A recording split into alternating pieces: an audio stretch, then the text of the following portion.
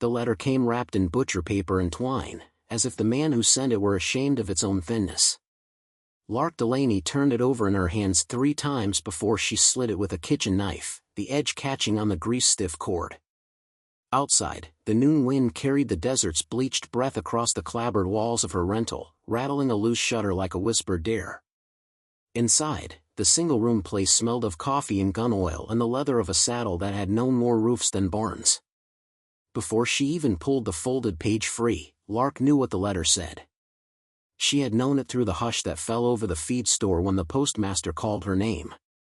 She had known it in the careful way the old men kept their eyes low and their hands still, as if any sudden movement would disturb some sleeping thing between her boots and the door. She read the single sentence twice. Then a third time, because there was a shape beneath those 14 words, and she needed to measure it from every angle before it measured her back. Miss Delaney, pursuant to the late Elias Calder's testament, title to Harrowbone Ranch passes in full to the bearer of this letter. A slanted signature and an address. No condolences. No confession. Just a legal handoff of a rumor with fences. Lark exhaled slowly and folded the letter along its original crease, as if she might slip the weight back inside. And before we jump back in, tell us where you're from. If this story moves you, please subscribe. Tomorrow, I have a special story for you. Pretend she had not opened the thing at all. The wind gusted and the shutter banged once. Somewhere north, a freight train mourned its way across an invisible cut through the basin. Harrowbone. Folks used the name like a curse or a dare, and sometimes the two were the same thing. She had ridden fence out that way once, years back when she still believed you could earn a place by the hours you gave the land. The ranch sat on a limestone shelf where the basin's hardpan puckered into low ridges, a place of shin-high grass that kept its color only in early spring and rattlesnakes that kept theirs year-round. It wasn't the emptiness people feared. It was what the emptiness hid. She packed in 30 minutes. The coffee pot got rinsed and left upside down to dry, the saddle got wrapped in a canvas sheet, the old 30-30 got checked, wiped, and set in its scabbard. Lark tied her hair in a knot at the base of her neck and studied herself in the warped mirror that came with the rental. She had eyes the color of oversteeped tea, a jaw that looked like it had refused softer shapes, and the narrow shoulders of a woman who had learned to take up little space and still make room for her will. On the way out, she slid the letter into her vest pocket. Its corners pressed through the cloth like the edges of a decision. The little mare she'd been working, Dusty Dunn with a dustier name, Cricket, took the saddle like it was a secret between them. Lark swung up and settled into the seat that had made more of a home of her than any room had in years. She pointed Cricket toward the north road where the basin had a habit of enlarging whatever a person carried with her. The town fell behind them with comfortless ease. At the fork where the county road became ideas more than maintenance, Lark saw the first sign. Someone had nailed it to a cedar post where the brush thinned, 2 boards crossed like a grave marker, a smear of black paint across their intersection, turn back. Underneath, a hand had added with a pocket knife, if you're smart. She was smart, but not that kind. She touched her heel to Cricket and took the narrow trail left by hooves and cattle and choices, the kind that bit deep into clay when it rained and powdered into flour when it didn't. The sky hung wide and merciless overhead, a blue so thin it looked like a lie. By late afternoon, dust turned the inside of Lark's mouth into a dry argument. She spat into the brush and tasted the old metallic note of weather coming. The basin knew how to lock its storms behind clear glass skies until the hour they were required, then the whole horizon came unstitched at once. Harrowbone appeared in stages, like a face slowly turning its worst side toward you. First the windmill skeleton, 3 long-legged triangles in a row, each one missing its head. Then the house, 2 stories, a veranda running the length of the south face, paint stripped to gray ladders. The barn kept its secrets behind sagging doors. The cattle pens out front had collapsed, rails fallen inward like ribs. Lark rode to the porch and stopped. Sometimes you know the past is about to leave its boot prints across your next days, and sometimes you only realize it after the mud has dried. She sat there long enough for the sun to make an idea of evening across the far line of mesquite, then swung down and tied Cricket to the porch post. The key was in the letter, tucked like a small dull blade into the envelope's bottom fold. Almost disappointingly ordinary, nickel-plated, teeth-worn. It fit the front door lock on the second try. When Lark turned it, the tumblers made a sound like a polite cough. The smell that came out had layers. Dust first. Old wood second. Then something else in the low register, a shadow of cold iron, the kind that rises out of dug earth and stays in your lungs longer than is friendly. She stepped inside. The entry hall was generous in the way of houses built by men who mistook square footage for forgiveness. A staircase rose straight ahead, its rail polished by hands both eager and reluctant. Right, a parlor. Left, a room with a long table and chairs like judges, each with a cracked seat. Farther back, a kitchen with a black-bellied stove, a pump sink, cupboards with glass panes like eyelids. Lark took in the quiet and sized it like you size a colt, testing which corner would blow first. The house was neither friendly nor hostile. It was something else, attentive. She couldn't have said why, except that the air felt slightly kinked, like a rope you coiled one way too long and now it remembered the shape even when you tried to straighten it. The letter hadn't included instructions. Elias Calder's name had carried plenty by itself. He had been the kind of man the basin makes as a challenge, all angles and rules, with a temper that moved across his land like wildfire, fast, bright, leaving behind the sort of ash you carry in your clothes for years. Lark had never worked for him directly, but once, when a drought took everything not nailed down, she'd taken day work on a fence line that touched the far south boundary of Harrowbone. She remembered the boundary riders going still when they crossed the arroyo. Men who joked about everything grew quiet. The cows stepped high there, like the ground had a mind to trip them. She made a place for her bedroll in the kitchen, where the plaster had let go in long spear-shaped peels and the ceiling's old watermarks mapped storms as if they were countries. She stoked the stove with kindling that was more mouse than wood, boiled water, and drank a cup of coffee that tasted like stubbornness. When she lay down, she folded the letter beneath her saddle as if a weight might keep the words from drifting free in the night. Sleep came fitful, then all at once. Lark dreamed that she rode fence along an edge that had not been there in the morning, the wire black and humming, the posts bending. When she reached to touch the top strand, it sang against her skin like a wet knife and turned her hand to smoke. She woke with her heart galloping and a taste half copper, half sky in her mouth. The stove had died, and the house had taken a long breath and held it. Morning brought the color back to things. Dust settled into warmer grays. The kitchen looked less like a patient and more like a problem. Lark boiled water, washed her face, and went looking for the room that would speak first. The study found her. Back of the hall, right side, a door with a lock plate that had been polished by one person alone. Inside, a desk of the kind that moves a man into it, big enough for ledgers and maps and the pile of hard decisions no one else would make. The drawers stuck and then came, each with the soft sigh of paper bruised by years. Lark found deeds wrapped in muslin, maps showing a spider web of arroyos and game trails, and a ledger thick as a calf's shoulder. She opened the ledger and found two hands. One, neat and sensible, belonged to a bookkeeper who believed numbers were a way to keep madness inside boxes. The other, written over the first in darker pencil with slanted anger, belonged to Elias Calder. His notes crossed through columns and wandered margins. He made arithmetic like a man made fences, a way to pen things that did not want to be held. Midway through, something changed. The neat hand kept tally of cattle and salt and wages. The slanted one began making notes in a different tone. Lark read 4 entries and felt the house tilt under her boots. June 3rd, riders refused night pasture north of the sinkhole. 3rd night the cattle crowd south fence. No coyote sign. No cat sign. Something else. June 8th, put lamps at north pens. Fire burned in clean wind. Heard it again from the flats near the old arroyo, metal under earth. No. A shape of sound. Tom says it's wind. Tom lies. June 13th, salt line on the ridge disturbed. No tracks. Sand smoothed itself. Women whisper of the breath. I will not have it. Ordered all to keep named business to daylight. June 17th, found calf in the wash this morning. No blood. Hide like glass.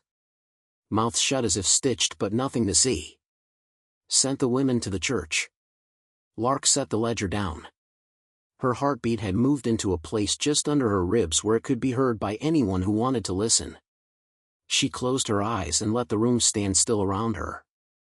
She had eaten hunger as long as she could remember, slept exhaustion like it was a pillow, and learned that most things people feared were simply things people didn't understand. But this was different. This was a man like Elias Calder pushing back against something that did not push back the way men do. She took the ledger and walked the house with it, looking for the scene between rumor and fact. The second-floor rooms held nothing more than an exodus. Mattresses slashed. Wardrobes empty.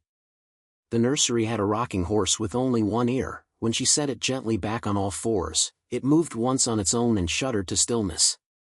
In one of the bedrooms, the mirror had been lifted clean from the wall and set face down on the floor, as if the last woman who used it had decided she didn't want to know which direction the truth would come from. Outside, the day warmed. Lark saddled Cricket and rode the yard in slow circles, letting the mare's ears tell her where to look.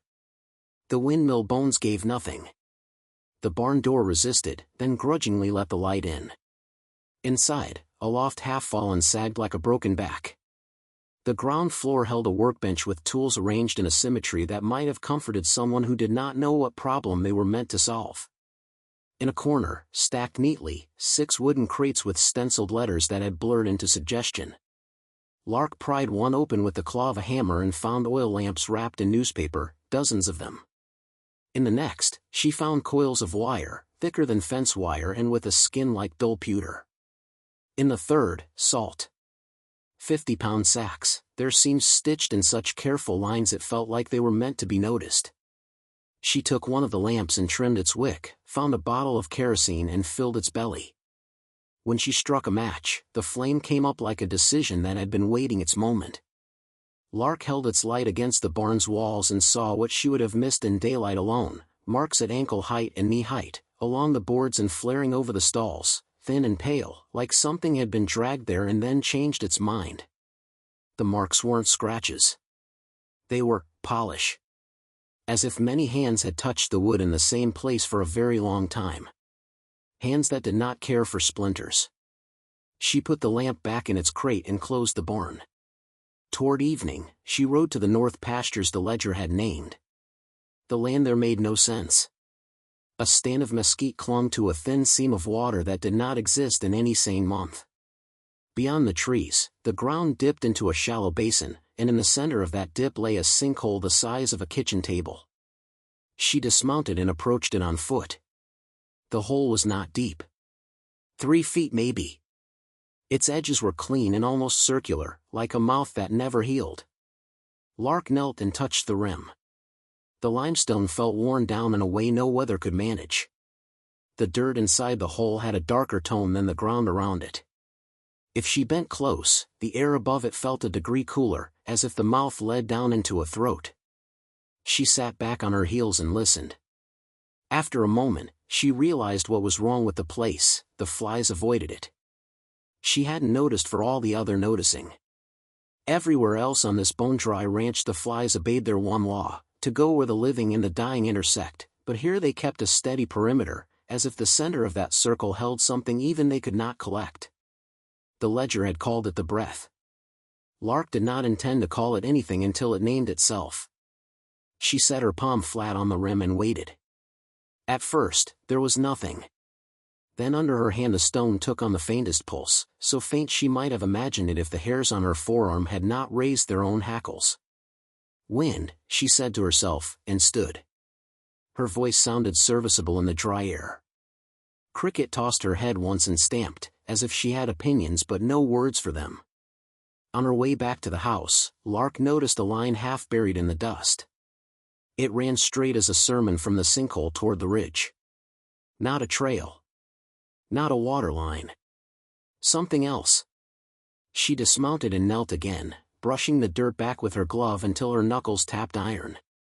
She dug with her hands and then with a short-handled shovel she kept in a vine-wrapped scabbard on Cricket's saddle. An inch below the surface, a metal cable lay in the earth, thick as a man's thumb, wrapped tight in a gray skin that cracked under her blade and showed a darker metal beneath. It had no right to be there. It had every right in the world. Lark traced it 20 yards before the ground turned stubborn. She marked the place with a cairn of stones and straightened up slowly. The basin had gone quiet in that way it does right before dusk, when the light chooses sides and the shadows guess wrong. She swung into the saddle and rode home at a trot. In the kitchen, Lark lit 2 lamps and set them apart like witnesses. She laid out the ledger and a strip of rawhide and the key. The house stood around her with its chin lifted, and she felt the particular loneliness a person feels when she has no one to share the size of a thought with. She ate jerky and dried peaches and washed them down with water that tasted like its bucket. Then she wrapped her hands with the rawhide and went looking for the cellar. The door down was in the pantry, a square cut into the floorboards with an iron ring set flush to the wood. Lark squatted and tugged the ring. The door did not want to move. She pushed her shoulder against it, then her back, then finally set the tip of her boot under the edge and pried until the boards sighed and came up like a held breath being let out through teeth. The smell hit her first. Not rot. Not mold. A clean cold like the inside of a well just before a bucket hits. She lowered a lamp into it and then herself, the ladder rungs complaining under her weight but not failing. The cellar had a low ceiling, brick walls, and a floor tamped hard by time. Shelves lined the far wall, the kind that once held preserves and pickled pride. They were empty now except for a scatter of jars with cloudy glass and a mouse nest abandoned long enough ago to have become a doctrine of dust. On the near wall, a door waited. Not wood. Iron. Set into the brick so that the brick learned to take its shape. It had a keyhole to fit the key in Lark's vest. She stood very still. If you hold still long enough, any room will tell you its true dimensions. The cellar was smaller than it first appeared. It had room for a woman to stand in wonder and not much else. The iron door swallowed more space than the rest of the foundations combined. Lark lifted the lamp and held it close to the metal. The surface had a strange finish, not rust, not paint. Something like heat once, and then cold again. A memory of tempering. In the places where the finish had worn thin, she could see faint marks, like letters that had never finished becoming themselves. The key slid into the lock with the relief of a long-avoided chore. Lark hesitated. She thought of Elias Calder's ledger and the calves in the wash and the line buried under the dirt like an artery. She thought of the men who had fled this house with their mirrors turned down. "Names or leashes," she said softly. "I'll open, and you can tell me yours." She turned the key. The mechanism moved not with the expected catch-release jerk, but with a dark smoothness that made the back of Lark's neck prickle. Something heavy shifted beyond the threshold, and she felt it through the soles of her boots, not as motion but as a change in what the ground wanted from her weight. The door opened an inch. Then two. Cold breathed out, not winter cold, not grave cold. A clean room cold. The kind that belongs to stone that has never seen light. Lark lifted the lamp higher and eased the door wider. The glow spilled past her knuckles and fell on a set of stairs going farther down. Iron steps. Iron rail. The walls were stone dressed as if by a careful hand that did not like to be hurried. The lamp flame leaned toward the new air like a colt toward a palm full of salt. She descended. The steps carried her 30 feet under the foundation. She counted without meaning to. At the bottom, the stairs ended in a short corridor with a second door. This one was wood, or had been. Whatever had sealed it had been broken and resealed many times, the scars of the work layered like growth rings in a tree. A hand-painted mark scratched across the planks had been almost erased by fingers and time. She could barely make it out. A circle. A line through it. A second circle inside the first. Lark set the lamp on the floor and touched the wood with 2 fingers. It felt cool and stubborn, the way a mule feels when it knows there's a cliff a half-mile beyond your insistence. She put her shoulder into it anyway. The door gave, grudging, and then suddenly. She stumbled into a room the size of a small chapel and stopped where she was because stopping was the only thing a sensible heart could do. The chamber's vault rose into a shallow arch. A channel cut into the floor ran from a low stone basin at the far wall to a drain in the center, where iron grates formed a lattice too precise to be ranch work. The walls were carved, not with saints or animals, but with patterns of circles and lines connected in a geometry that irritated the eye. At eye level, recessed into the far wall, 3 niches held 3 objects under dusty glass: a brass disc, a bundle wrapped in oiled canvas, and a ledger thinner than the one upstairs but bound in a skin that was not cow and not deer and not anything Lark could name just then without lying to herself.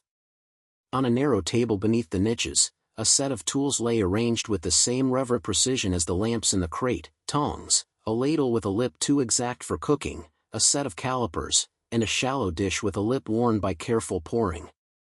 Beside them, a coil of that same pewter skin cable she'd found in the north pasture rested like a sleeping snake. The cold air had a shape.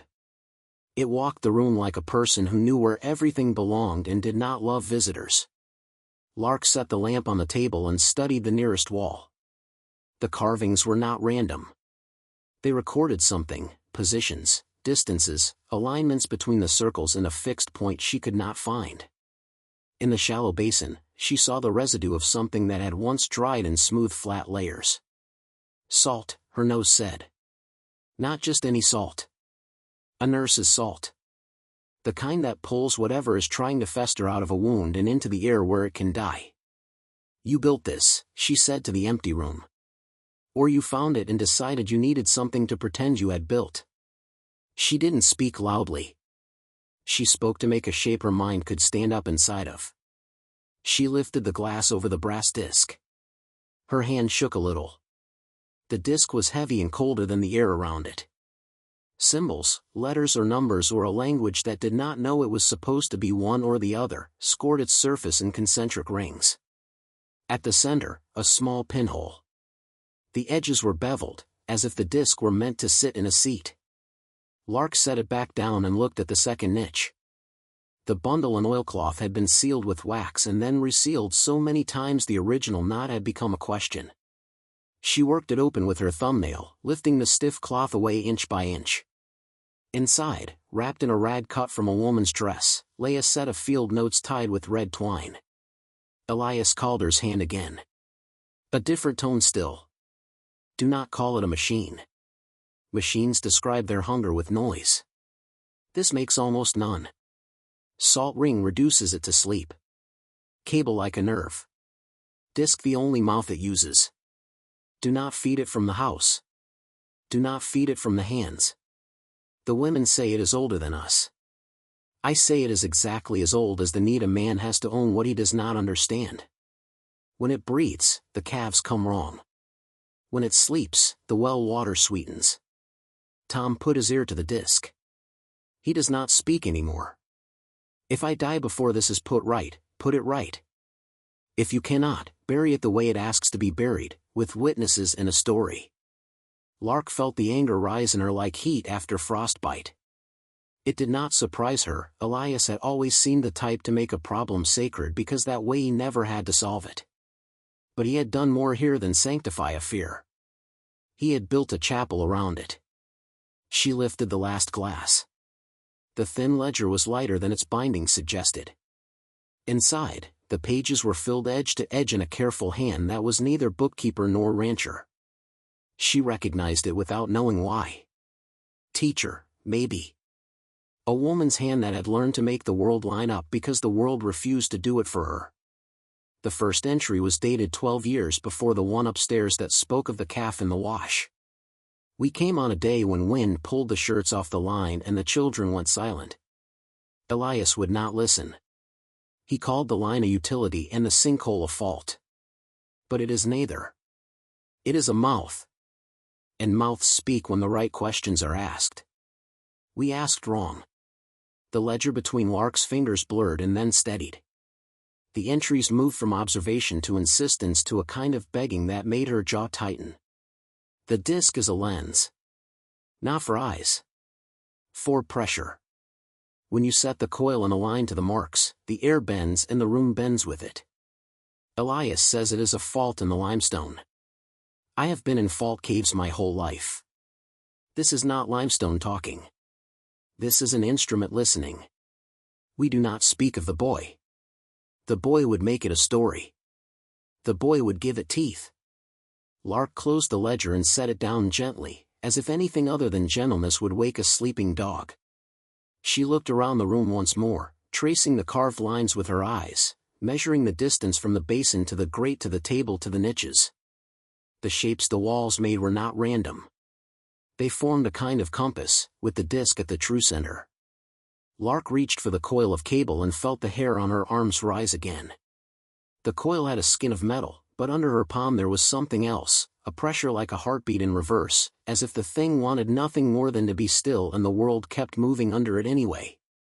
Not a machine, she said to the ledger's last thought. Fine. She followed the cable with her hand along the floor to where it disappeared under the door and into the corridor. Up the stairs and into the cellar into the pantry floor where she had found the iron ring. If she had the patience to strip the board edges and the floor joists in the soil, she guessed she'd find the line tracing from this room to the north pasture sinkhole. A loop. Along.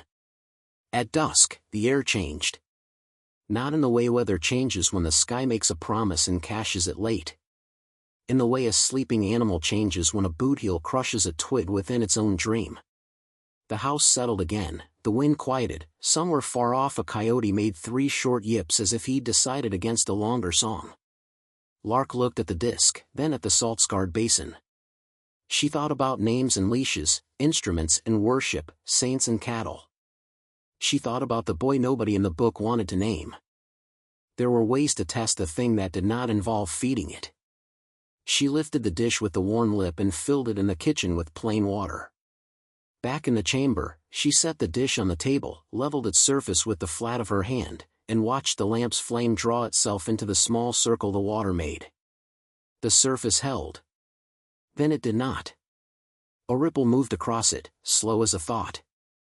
It hit the edge, came back, met its own tail, and made a small diamond in the center where water insisted and the world said not now. Lark leaned closer and saw that the diamond was not 2 ripples trying to occupy the same place, it was a place trying to occupy 2 ripples. Lens, she said. Not for eyes. She moved the dish by an inch and watched the ripple change its speed. Another inch. Another change. When she set the dish at a point precisely beneath the smallest of the carved circles, the water went perfectly still and showed her face back to her in a way mirrors rarely manage. Not exactly as she was, but as a patient wild thing that might turn into her if she did not spook at first. All right, she said. All right. She returned the dish to the table and took up the brass disc. She did not set it anywhere. She simply held it in both hands and let the room choose. After a moment, her palms found an angle that made the disc hum. Not out loud. In her bones. The hum had a temperature. It was the temperature of a nail head left in the sun and then hidden in shade. Not enough to burn. Enough to make you remember you had nerves. Lark lifted the disc an inch higher. The hum dropped an octave. She lowered it, the hum climbed. She turned her left wrist and felt the sound move into the seams of the chamber, along the carved lines and into the grates in the floor. The channel from the basin to the drain trembled, not physically. In some other language walls used to tell floors what they're for.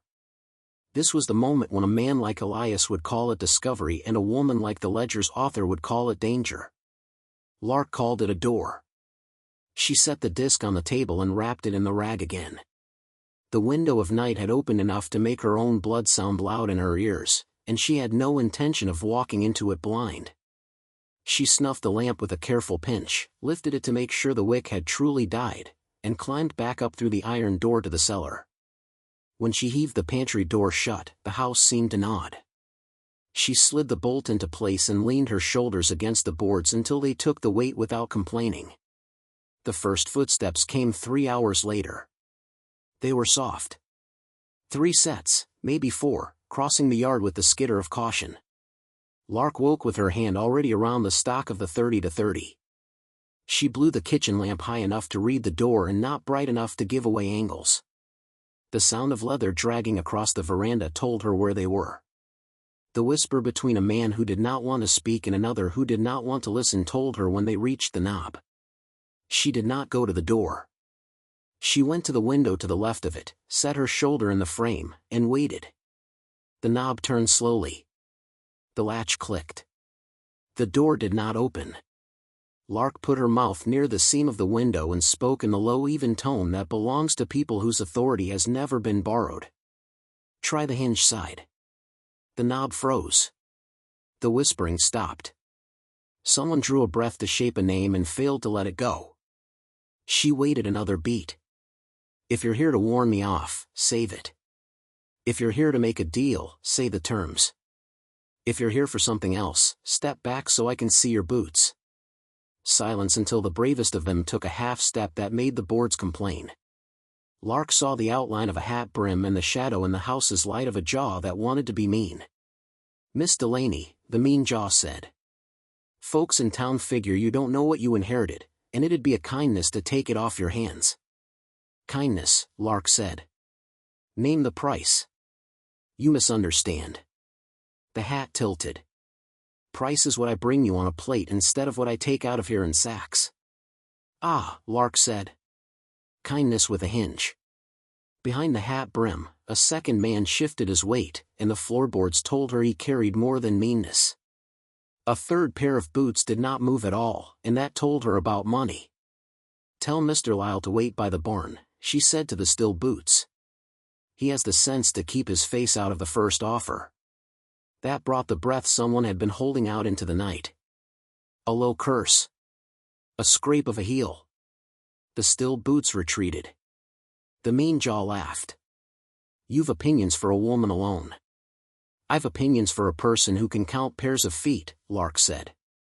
And the deserts never met a man who was less alone than he thought. A pause. Then, "We're here for what's under the pantry. You hand it over now, and nobody needs to get their mother awake over it." "Your mother sleeps on the North Ridge," Lark said quietly, and the mean jaw's teeth clicked together at the mention of graves. "Tell me how you know there's a what beneath that pantry." "The man who built it bought cable at the rail yard," the second voice said, "the one carrying weight. And paid cash to a man who knows how to keep track of the kind of men who pay cash." "Cables used in wells and windmills," Lark said. "Not this cable," the second voice said. "Not unless your wind drinks iron." They knew more than guessing. They knew enough to be dangerous and not enough to stay alive. Lark let her breath out the way the stove did when it settled into coals. "You want what's under the pantry," she said. "What's the plan if I hand it over?" "We haul it out," the mean jaw said. "We load it up. We take it to a place where men who aren't farmers can decide how to price it for what it is." "And what is it?" Lark asked. "A thing that breeds money," the mean jaw said. "You ask too many questions. Questions keep me from burying the wrong parts when the men who don't farm bury themselves," Lark said. Something moved on the veranda that touched Lark's old memory. A small shift. A young man. Boots not yet broken to his feet. The third set. She swallowed down the reflex to soften her tone at the thought and kept her voice even. "Come back at daylight," she said. "Bring Mr. Lyle and leave the boy at home. We'll decide how to keep you from dying for the wrong prize." "You're coming out now," the mean jaw said, and she heard the clumsy courage of a man who only knew one hinge for every door. The boy's breath hitched. The second man exhaled. The mean jaw turned the knob. Lark lifted the 30 to 30 and worked the lever. The sound filled the kitchen like a decision. The porch went still. She waited. Everything waited. Even the house. "Last offer," she said. "Daylight, with the thinking part of your outfit. Or now, with the part that will look wrong on a table." Boots retreated. The boy first. The second man next. The mean jaw lingered long enough to speak something through his teeth. "You don't know what that thing is, Miss Delaney." "I know what it isn't," she said. "What's that?" "Yours." Their steps moved off across the yard. Lark watched the black between lamplight and moonlight until her eyes stopped trying to make faces out of it. The young one glanced back once. She saw the small white of his shirt collar flash, then vanish. She did not sleep again. She sat at the table until first light made the window a square of pale confusion. Then she stood, rolled her sleeves, and opened the pantry door. Down in the chamber, the night had left a kind of stillness that made the lamp burn taller. Lark set the brass disc on the table and stripped her gloves off. She poured a ring of salt into the basin and laid a line across the threshold until it looked like the horizon had collapsed and left a straight bright scar on the floor. Then she did the thing she had told herself she would not do, because no wise person does the thing she tells herself she will not. She took the coil and fed its head through the small seat beneath the disc until the pinhole lined him perfectly with the tiny notch shaved into the lip of the table. When she pressed it that last unkind inch, the room changed the way a church changes when a widow walks in first. The air grew heavy in her ears. The lamp flame leaned and held its lean. The channel from the basin to the grate became a line that the rest of the room could not ignore anymore. The carved marks along the walls brightened, though no light touched them. Lark put one hand on the table and one on her thigh and set herself like a rider does when the colt makes up its mind which direction it will buck. The first breath came like a sigh swallowed instead of released. Then the next. The chamber did not fill or empty. It flexed. The way a chest flexes when a person holds her breath through pain and chooses to live anyway. "You will not eat my hands," Lark said softly, because she needed to be the one doing the telling. "You will not eat my cattle or my stray or the boy who looked back." The hum returned, 2 octaves lower than before, a note pressed through stone and the thin places of the world. The water dish quivered and then smoothed, and a small perfect circle appeared in the center, no ripple, no mark. A place older than motion. The coil's skin warmed. Not hot, but present, the way a wound presence is present even when the bleeding has stopped. Lark traced the length of cable to the hole under the door, to the corridor, to the stairs, to the pantry, to the kitchen, to the yard, to the north pasture, to the sinkhole. She felt it in the bones of the house, as if the ranch had finally told her its true name and then asked, in the quiet way land asks, for her to say it back and mean it. Boots on the porch. Daylight proofs. Lark let the hum set all the tools ringing in their own metal throats and climbed the stairs at a pace that would not reveal anything to a man watching her eyes.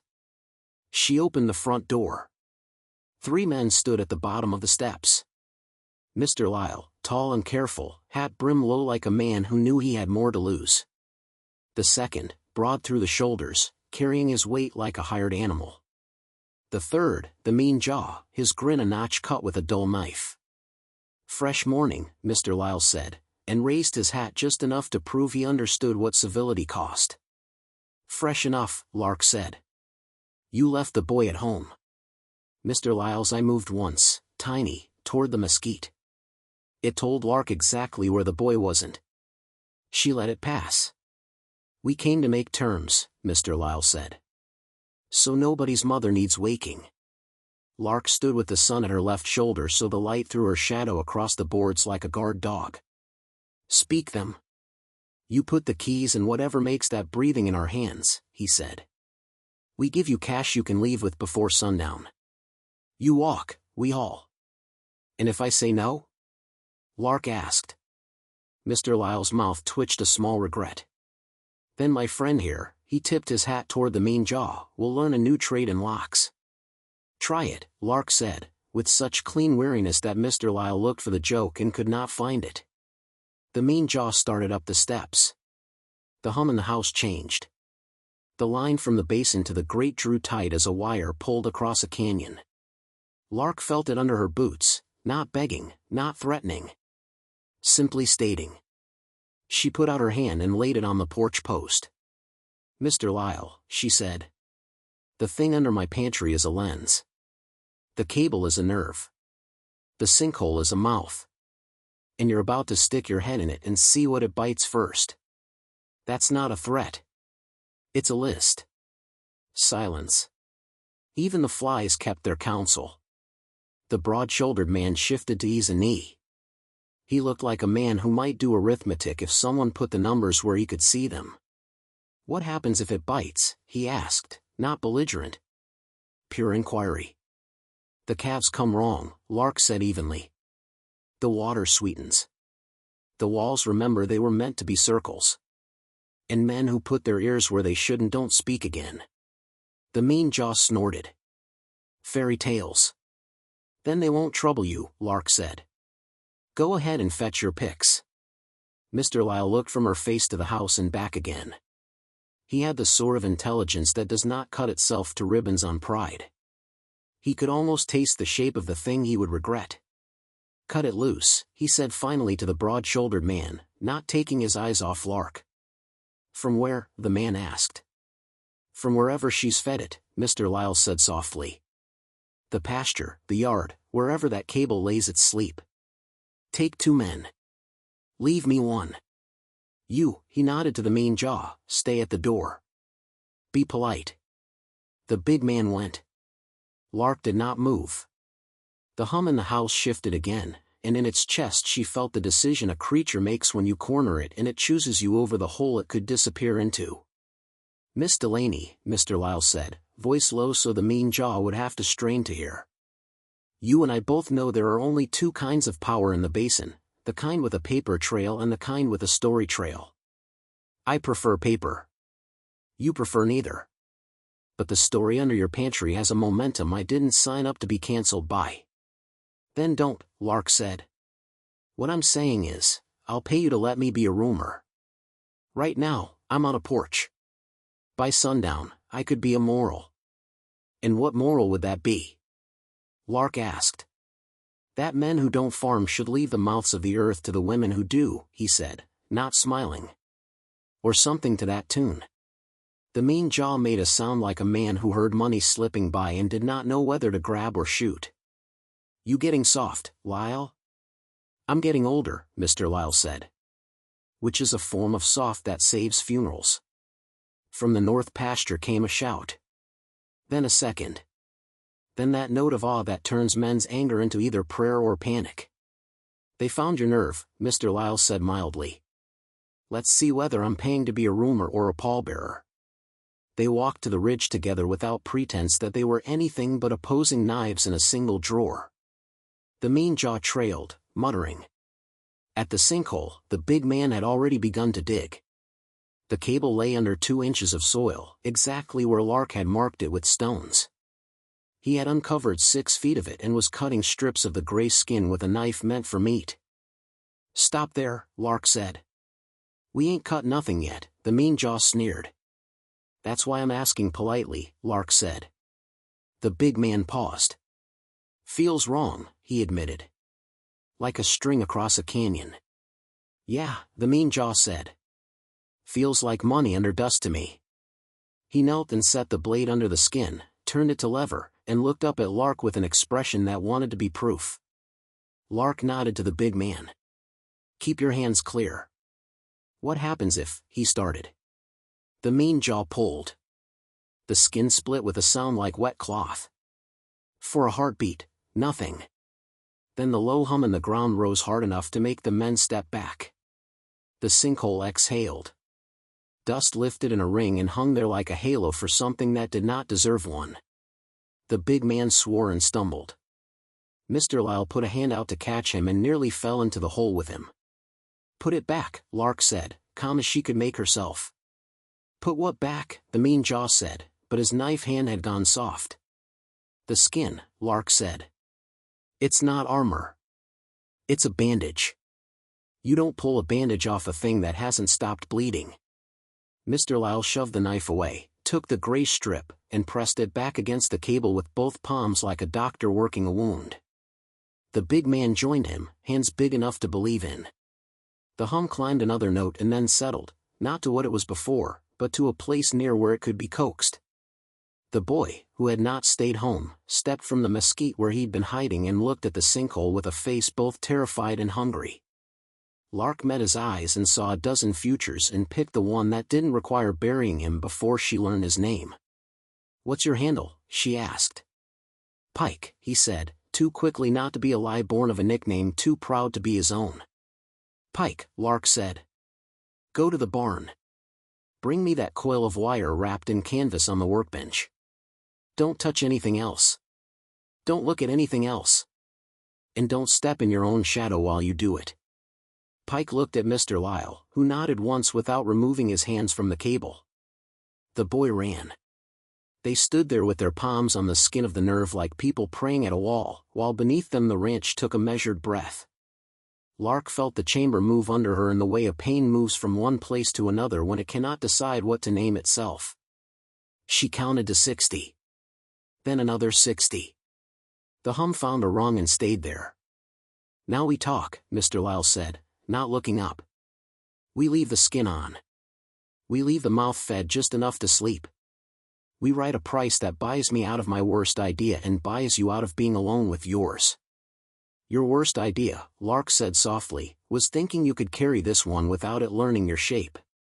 And yours, he said, a line of sweat running from under his hat brimmed down his temple, was thinking a woman on a ranch is ever alone. Pike returned in a run, coil in his arms. Lark took it and wrapped the cable strip section with a gentleness that made the big man swear again, but this time in relief. The hum settled lower still. The dust ring around the sinkhole sank in place. Get off my land, Lark said. Mr. Lyle exhaled through his nose, then nodded. I'll send a man with paper, he said. You don't have to sign it. But if you don't sign something, another kind of man will come, and he'll bring more boys with shirts too white. I'll write my own paper, Lark said. You can sign that.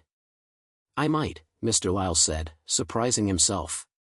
He looked at Pike. You just got promoted to errand runner. The mean jaw opened his mouth. Mr. Lyle's look made him close it again. They left with a dignity that cost them each a pint of pride. Lark watched them cross the yard and waited until their horses had swallowed the first 100 yards of dust before she let her shoulders sag against the fence post. She did not get to sag long. From the ridge west of the house, a sound began that did not belong to cattle or men or storms. It was lower than thunder and higher than the ground. The hum under her boots answered like a tuning fork called across a canyon. The sinkhole's dust ring shivered once. The flies dropped out of the air. Lark turned and saw, for the first time since she had put the disc in its seat, the thing the ledger's careful hand had refused to draw.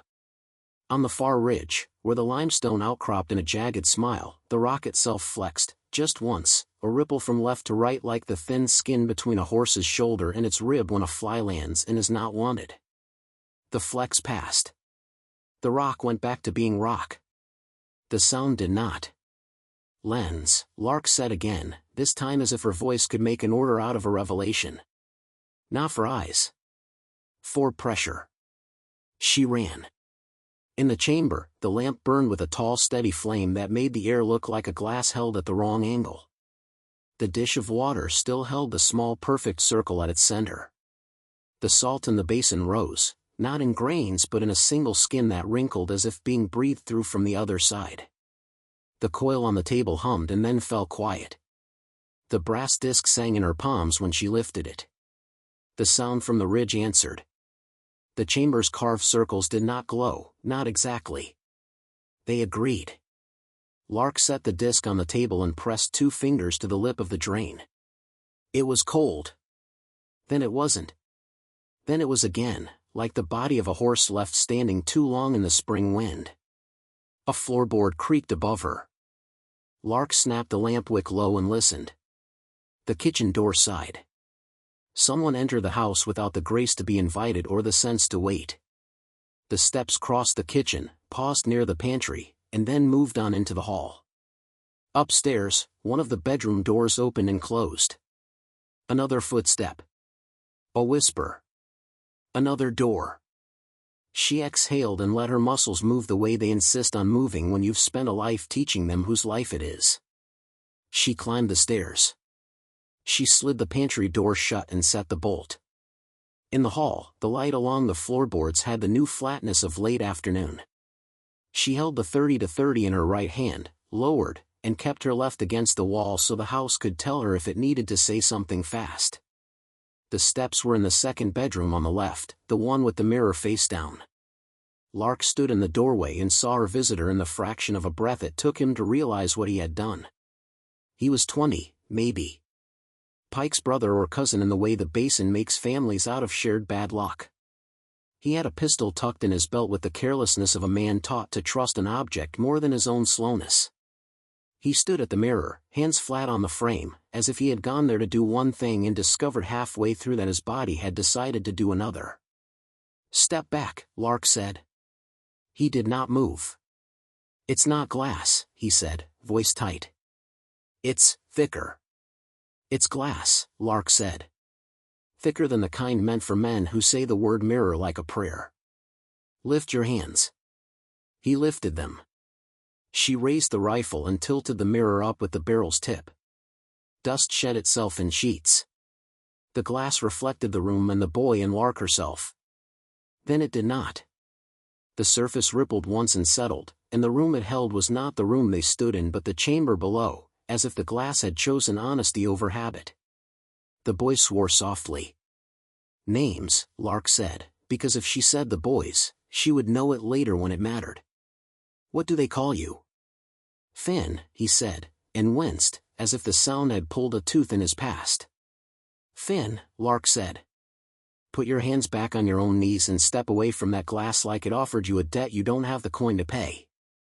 He obeyed, but his eyes clung to the mirror, to the carved circles reflected there in the basin and the disc sitting like a puckered mouth waiting for a question.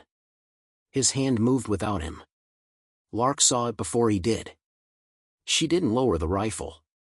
She didn't threaten. She said the one thing that might matter. "I don't bury boys," she said, and she meant it so thoroughly that the floorboards stopped humming long enough to listen. Finn stopped. His breath hitched like Pike's had the night before. For a heartbeat, the youngness of him fell off and she saw the shape of the man inside it, a shape that would kill him or make him useful depending on which hand tipped first.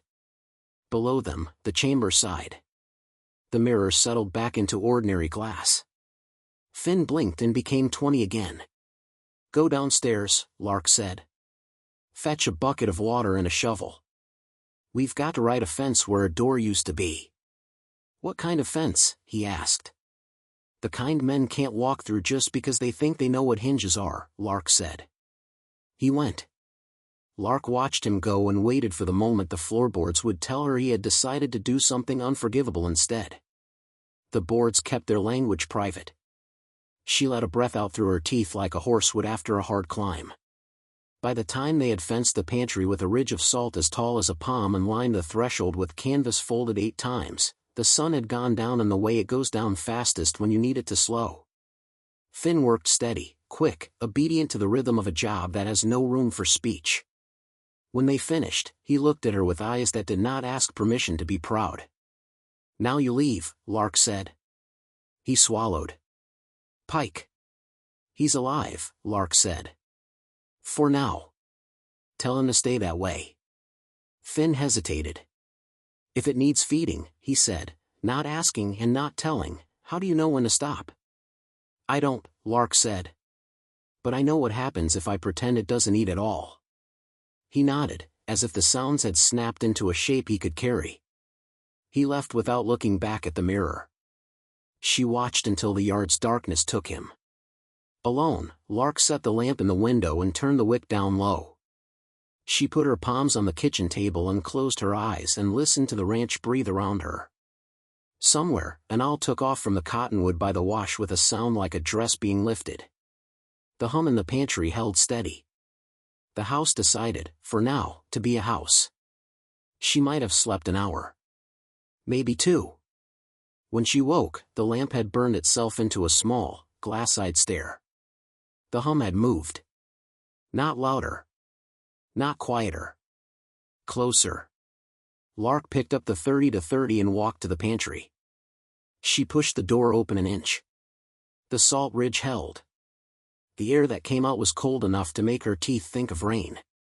Then the house made a sound it had not made yet. Not in all the hours since she had opened the iron door. A voice. Not words. A shape of a word. A breath drawn in and then balanced on a knife whose handle she could not yet see. She should have closed the pantry. She should have. Instead, she went down, the lamplight walking ahead of her like a small faith. In the chamber, the brass disc lay exactly where she had set it. The dish of water held the small circle. The salt in the basin had settled into a flat that did not shine. The coil sat like a snake that had died in the act of deciding not to strike. Lark set the lamp on the table and said, "If you want a mouth, talk." The hum answered and arranged itself into something like a vowel. She stood there, one woman in one room under one house, and understood with a clarity that moved her knees. The ranch would not be sold, not to Mr. Lyle, not to the county, not to the kind of men who fix a problem by dragging it into daylight and calling it a curiosity. Harrowbone had in it along the land could not forgive. She had inherited it the way people inherit fevers, because someone earlier had been brave or stupid or both. "All right," she said. "You want to keep her. I can be that. But I don't bury boys. And I don't let men make themselves legends on my floor."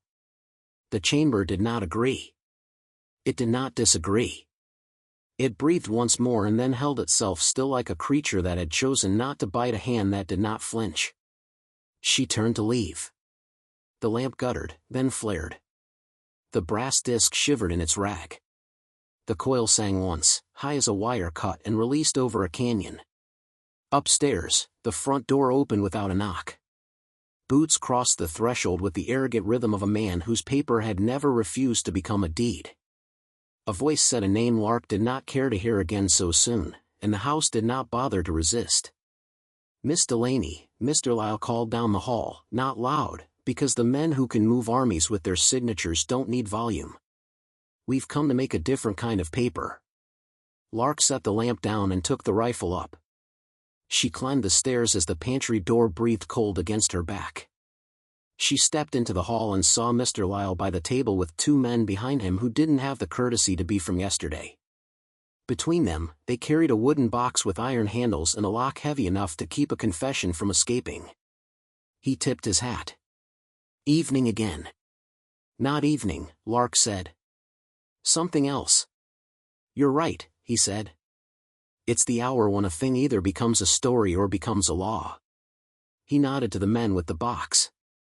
"We'll be borrowing your pantry for a spell." Lark did not raise the rifle. She did not lower it. She looked at Mr. Lyle and saw everything that could be bought and everything that had never been for sale. She said the one truth she had earned since opening the iron door. "You can't make a law out of what's older than your courthouse." "Maybe," Mr. Lyle said gently. "But I can make a law out of you." He took one step toward the pantry. The house inhaled. The lamp on the table blew itself out. The hum under the floor found a note it had not yet dared. The mirror upstairs tilted and showed the chamber below without anyone touching it. Lark felt the cold come up her legs the way fear does when it is not your own. Mr. Lyle's men lifted the box, iron handles groaning, and turned toward the pantry door. When they took their third step, the floor between them and the door sagged as if a weight had been placed on it from below. Dust fell in a thin sheet. The boards creaked a sound that had not belonged to wood in 100 years. "Careful," Mr. Lyle said, voice suddenly thin. The boards split. The box dropped. The iron handles tore from the men's hands and the wood vanished straight down with a sound like a breath pulled through a mouth too small for it. For a long moment, no one moved. Then the mean jaw, who had come back despite being told to stay home by the look of his bad luck, stepped too close to the fracture and looked down. What he saw made his face go slack and his hands forget they were part of a man.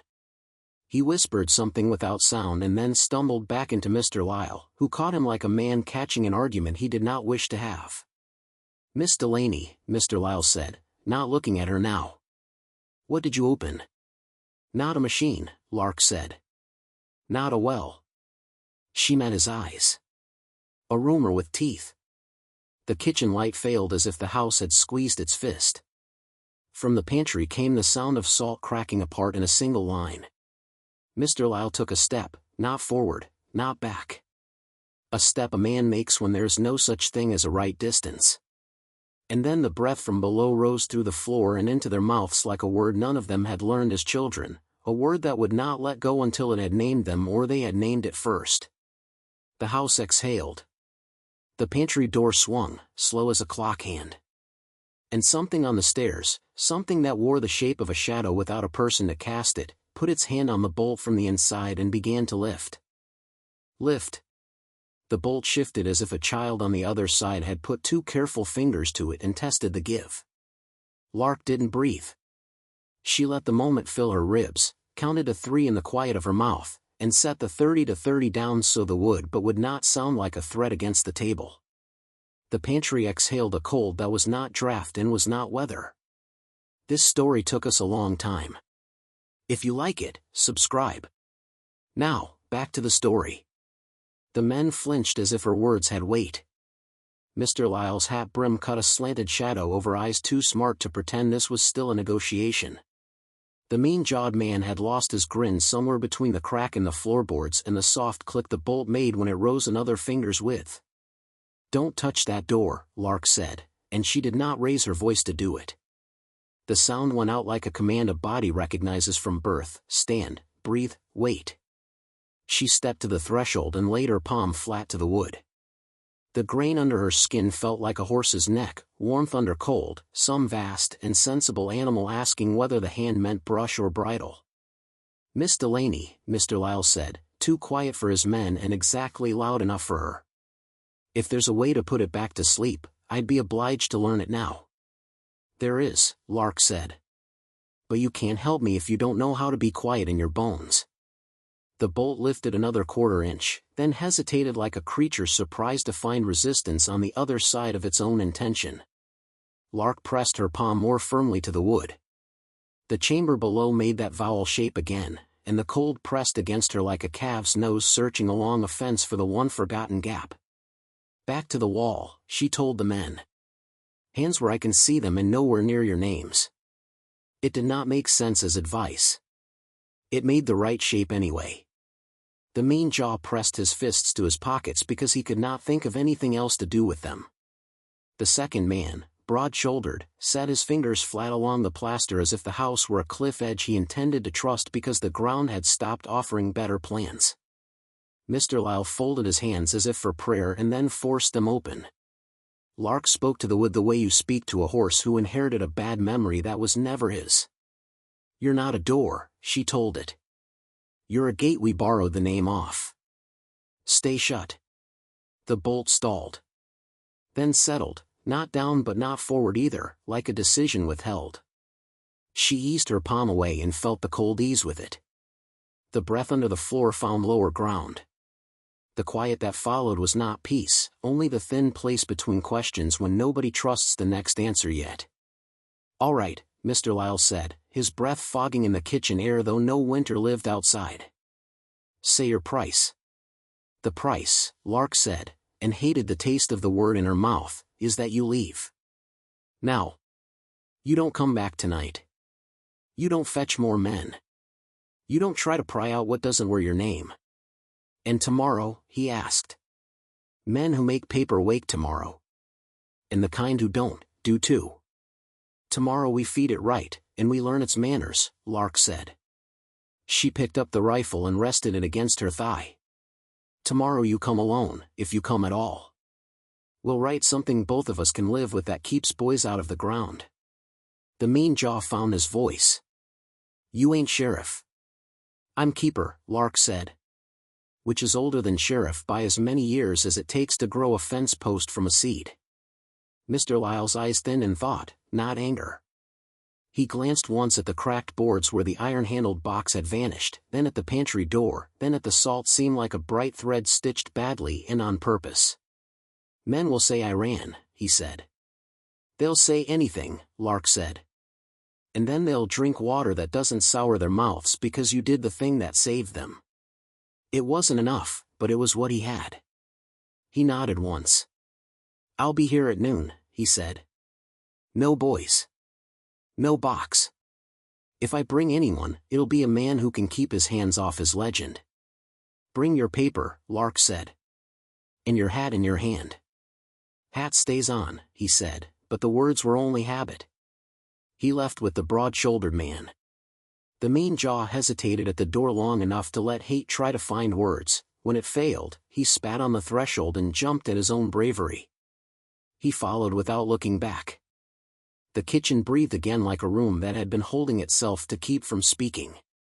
Lark slid the bolt across the pantry door and pressed her forehead to the wood until the cold there soaked far enough into her that it felt like sense instead of warning. After a time she did not count, she straightened, stoked the stove, and made coffee because coffee is a thing your hands know when your mind doesn't yet. She sat. She drank. She listened to the house and to her own beat into the shape beneath the floor like a thought that had finally learned how to sit without pacing. By first light, the cold retreated back under rock. By second, the flies returned like bad counsel but honest enough in their intentions to be forgiven. Lark washed her cup and went to the study. The ledger lay where she had left it. She read the careful hand again, truly read it this time, not for fear but for instruction. When the air bends, the body remembers how to follow it. Tie yourself to a true thing. Salt is good. A person you love is better. But love is a leash that slips. Use salt. If men come, give them a fence to throw themselves over that is not the real fence. They tire. It does not. It will learn your name. That is the danger. It will not say it out loud. That is the other danger. If it begins to keep you the way you keep it, go to higher ground and do not come down for 3 days. Tom's ear on the disc was not the first mistake.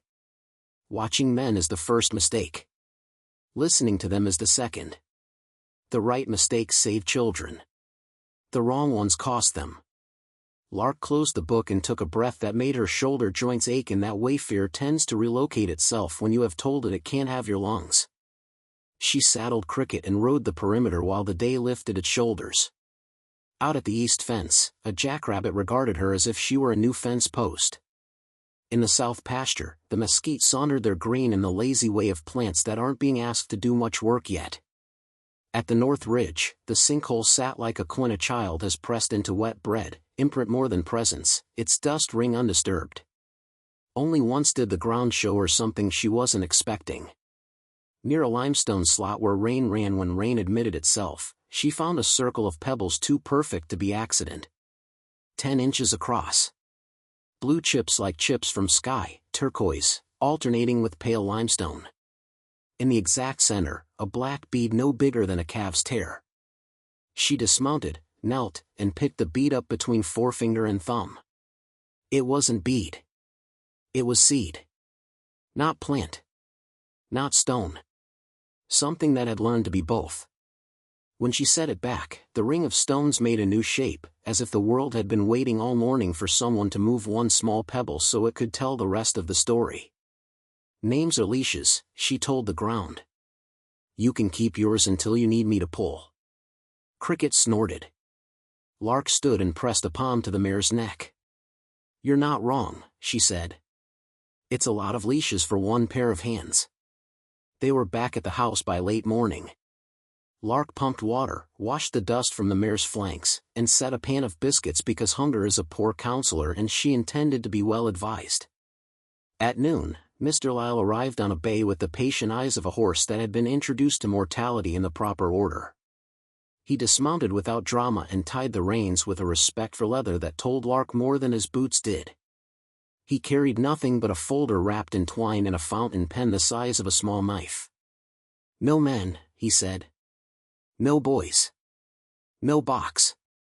And no hat in your hand, Lark said without heat. He touched the brim. We negotiate what we can live with, Miss Delaney. The hat is sometimes the last thing a man has between his scalp and a worse idea. They sat on the porch steps because the kitchen felt too crowded with last night, and because the front of a house is the place where the world can watch you promise. He opened the folder. Contracts nested inside like nervous birds. Deeds. Liens. Proposals written in the kind of language that avoided verbs as if verbs were admissions. Here's what I can do, he said, and he did not lie with his tone. I can make the county look the other way because looking straight at what's under your pantry will force men who don't know how to stand still to invent a reason to move. I can keep investors from thinking Harrowbone is a vein of something they can mint. I can frame this as a heritage question. Heritage, Lark said. You mean a fence made out of pretty words men are too embarrassed to knock down in daylight? Exactly, he said. In return, you convince me, and later, other men, that nothing here will spill onto the road and take a child who did not volunteer. Lark considered the disc below, the coil like a nerve, the salt basin, the patience of the carved circles. She thought about the boy Finn, the way his breath had hitched and then steadied when she told him she didn't bury boys. She thought about Elias's ledger and the woman's careful hand before his. I can't promise what isn't mine, she said. I can only keep what's got my name on it from learning any names it shouldn't. That, Mr. Lyles said, is the best sentence I'll get from any rancher this year. He set the pen in her palm. Write what the land will honor, and I'll sign what I can live with. Lark placed the paper across her knee. She wasn't practiced at contracts, but she knew livestock bills, the way a man could stitch a price to a hide and call it fair because everybody did. She wrote in a block hand that had gotten her through the kind of schools that don't have walls. The undersigned agree that Harrowbone Ranch is under custodial care by Lark Delaney for the public safety and the good behavior of water, stone, stock, and story. That no persons other than those named by the keeper will enter the pantry or the cellar under it. No digging on the North Ridge without keeper's say-so. That the county will call this place historic and sacred, which means nobody touches it without the kind of paper that takes a year to write and 2 to read. That any financial consideration to any party shall not bind the mouth under the pantry to any name but the keeper's. That if the mouth learns a new name, all parties will admit their ignorance and stand behind the keeper until someone better earns the job. She signed. She handed the pen to Mr. Lyle. He read it with a mouth that thought it might smile and decided against it. Then he signed. You'll get a kinder draft tomorrow, he said, but this'll do for men who respect pencils. Paper is a fence, Lark said. The ground recognizes better wood. Sometimes, he said, and looked past her shoulder into the square of kitchen darkness where the pantry door sat like a patient under an Afghan. Sometimes paper holds long enough for a woman to do the work paper can't. They shook hands. His was cool and dry. Hers was warm from the coffee cup she'd kept near for the pleasure of heat. He left without speeches. The dust his horse kicked up lay back down as if it had been told to mind itself. Lark took the paper to the study and set it beside the ledger. Paper and paper. 2 kinds of witness that disagreed and still managed to keep a boy from dying by accident. Afternoon burned itself slow and large across the limestone. Lark fixed the pump, oiled the kitchen door hinges, and mended the saddle skirt where a nail had worked loose. She did not go down to the chamber because the chamber would still be there at dusk and at midnight and at the hour she woke up with her heart hammering a word she would not own yet. At sundown, Finn returned without apology and with a small pail of nails and 2 lengths of wire he had coiled with a care his hands had not learned from his father. He handed them over and stood on the porch without looking past her shoulder into the house. Pike's home, he said. He told Ma you were a witch. What did you tell her? Lark asked. That you ain't, he said, then added, after a pause, and that if you are, you're the kind that fixes wells. That'll do, Lark said. You eat? He shook his head. She set biscuits and beans on the step between them because food on a threshold is a kind of contract older than paper, and because boys stay when you feed them and leave when you don't. He ate fast and then slowed like a colt taught to pace by a hand that didn't punish. When he finished, he wiped his mouth with the back of his wrist and looked at the pantry with the open fear of someone who knows where his own curiosity stops. Want to see it? Lark asked. No, he said. Yes. Which one is going to keep you out of the ground? The no, he said. Then that's the one, Lark said. You can sit with your back to the door while I go down. If I yell, you run the dock trammel and you don't stop running till the dock takes your collar. He nodded, face pale and set the way a body sets its jaw when it has decided to obey itself. Down in the chamber, the air greeted her like a book left open on the table. The hum had settled into a low thread, present the way a scar is present when weather drops. Lark lit the lamp and set the flame small. "All right," she said. "We fed you wrong yesterday and not at all last night. We'll feed you right now. Then we'll see what your manners are when a woman tells you them." She took the coil's head in both hands and felt the pressure against her palms like rain that hasn't decided to fall yet. She turned it a hair clockwise until the brass disc trembled in its rag. The channel from the basin to the grate brightened as if the wall had remembered an old lesson. Lark poured salt into the basin, not a ring this time but a spiral, 3 turns, each tighter, each measured by her thumb width and the second knuckle of her smallest finger because rulers lie about edges and hands do not. "Eat this," she said to the chamber. "Eat only this." The air flexed. The flame leaned toward the basin and then away as if trying not to be rude. Lark stood with her palm against the table and counted to 100 twice and then a third time, because numbers are a way to distract terror into miscounting itself. When she lifted her hand, the salt lay flatter and the brass disc was cool. The dish of water showed her face in no circle. The hum had sunk to the floor like a large dog convinced by voice alone that it would be more comfortable on the rug than the couch. She let her breath out slowly. "Good," she said, and felt foolish for speaking praise to something that had not yet earned it and then less foolish when the lamp flame steadied as if the room liked to be told when it had done a thing properly. Upstairs, Finn's foot shifted. The house carried the information without judgment. Lark climbed back up, shut the bolt, and set her back to the door beside him. "Still breathing," she said. "Me or it?" he asked. "Both," she said. "Good sign for both of us." They sat a while. He asked about cows because a boy needs a subject to keep from making a myth out of his own fear. She told him the true names of 3 weeds and why cattle eat them when rain is late. He listened with a precision that made her want to hand him a fence line and a month of wages. Night came with a long deliberate step. The stars opened slow, as if the basin had to negotiate them with each point of light.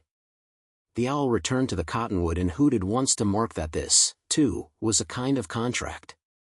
Somewhere between the second hoot and the quiet that follows men home from the saloon, Mr. Lyle's bay came at a canter and stopped in a hard breath at the fence.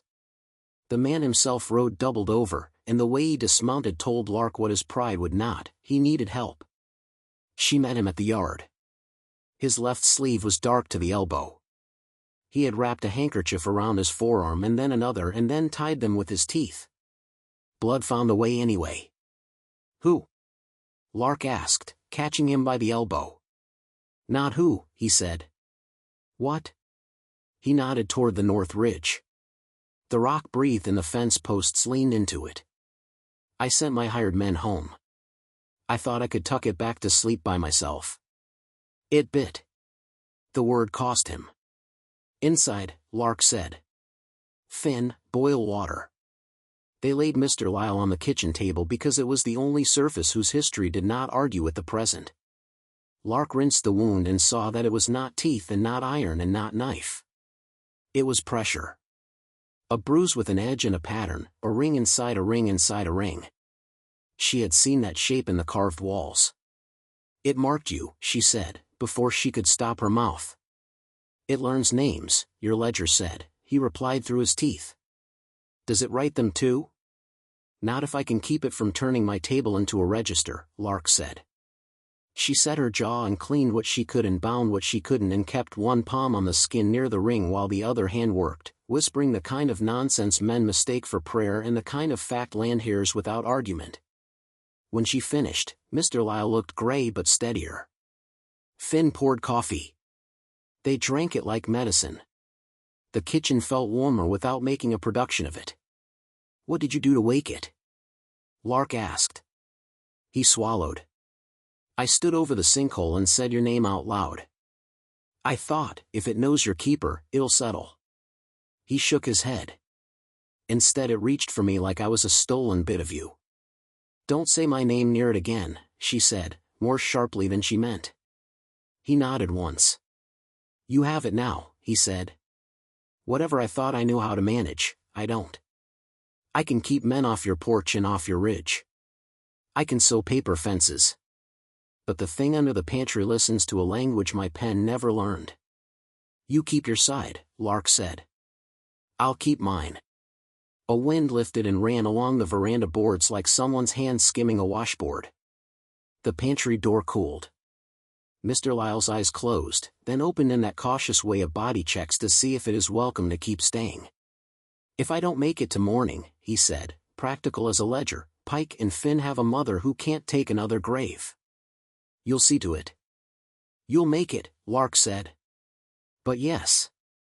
He slept. Finn sat with his back to the pantry and his head on his knees. Lark stood at the sink with her hands flat to the porcelain and her eyes on the night, which had taken up residence just beyond the window with a patience she recognized. The first sign that morning would not be kind came as a tremor under her fingernails. The second was a sound in the drain that would have been water in any other kitchen, and in this one was something else finding a small instrument to speak through. She lifted the kettle and poured a thin stream of water into the basin. The sound stopped, then returned in a higher note. The hair on her arms stood at attention again. Enough, she told the house, which was polite in all the ways a body could ask and none of the ways that mattered. If you want feeding, you will be fed. You do not beg in my sink. The sound faded, but the tremor stayed under the boards like a promise someone had been foolish enough to write in the first person. They ate bread and beans in a quiet that made chewing feel like carpentry.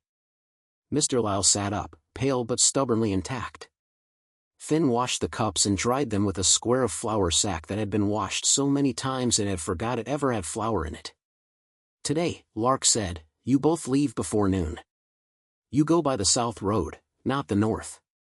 You don't look back at the ridge. You don't say my name or the ranches or each other's. If a man stops you, you say you're taking a cow to a neighbor and you keep moving. If a man with a badge stops us? Mr. Lyle asked. You say the same thing, Lark said. Badges are men under their hats. And you? Finn asked. I go down, Lark said. I tell it the terms. What terms? That it doesn't write names, she said. That it doesn't swallow boxes. That it eats what I bring and nothing else. That if it needs a story, it takes mine and leaves yours. Finn's mouth opened. Then shut. Then opened again. That ain't fair, he said. It's the only kind of fair that works, Lark said. The kind a keeper can afford. They left with the careful bravado of men brave because a woman had told them when to be. The yard took their shapes and gave them back to the morning. Lark watched until dust and light made one color of them. Then she opened the pantry. The salt seam had cracked in one finger width, as if something below had pressed its tongue to the line and found it unsatisfying but informative. Lark knelt and mended it with a spoon and a care that would have looked like reverence if anyone had been there to mistake it. She unbolted the door and eased it inward on its hinges. The cold rose. The chamber waited. She descended. At the bottom of the stairs, the iron door stood ajar the way a door stands that has been told it's not allowed to be a wall but may still pretend to be furniture. Lark pushed it open and stepped into the carved geometry the way you step onto a church's tiled floor when your grandmother told you once that tiles remember feet. Terms, she said. Listen. She spoke to the room and to the thing inside the room and to the line under the ground and to all the names that hadn't learned yet they belonged to anything. She said the sentences she had practiced against her own tongue. You breathe only when I say. You feed only when the basin holds salt and the dish of water sits still. You will not press your mark into living skin again unless I lay my palm down and tell you to take it there. The hum rose and fell like a horse's chest when a thunderstorm hangs north of the fence line and chooses not to leap it yet. The brass disc cooled further. The dish of water shivered and then steadied. The coil warmed and held steady under her fingertips. And one more, she said. You learn my name. It's time I learn yours. Silence. She waited. The carved circles did not light. The grate did not sing. The basin did not crack. When she put her ear near the disc, near, not on, her bones spoke back to her in that low vowel it had been practicing since yesterday. She heard a word, but it wasn't a name. It was a shape pressed into her, the curve of a letter that could not agree to be one language or another. Not machine. Not animal. The kind of word a valley gives to wind and then forgets it gave. I'll call you breath, she said. Until you tell me different. The room did not disagree. The water's surface plucked one small circle and smoothed it like a hand smoothing a horse's mane after a foolish jump. Breath, she said. Terms. Above, on the kitchen floor, a boot scraped wood. Lark froze, the lamp held between finger and thumb so the flame would not learn fear from her. A man's voice, low, careful, said her name. Not Mr. Lyle. Not Finn. She knew the shape of both those men and the way the house carried them. This voice had not earned the house's patience yet. Miss Delaney? The floorboards made maps for her. 2 sets of boots. One soft, one heavy. The soft ones knew how to keep a heel from telling on them. The heavy ones had never tried to walk like a roomer. She set the lamp down and climbed. At the pantry door, she paused long enough to touch the salt with a fingertip. Then she stepped into the kitchen with the rifle low. Sheriff Cawley tipped his hat. He had the kind of mustache a man grows to make his mouth look like a decision. Behind him, a deputy stood with his hands folded over the belt buckle that kept his courage in one place. Ma'am, the sheriff said. We had a report of disturbance last night up this way. A box fell through a floor. Some men saw lights where buildings don't hold candles after midnight. Men who don't farm love to report other men's disturbances, Lark said. Keeps them from measuring their own fences.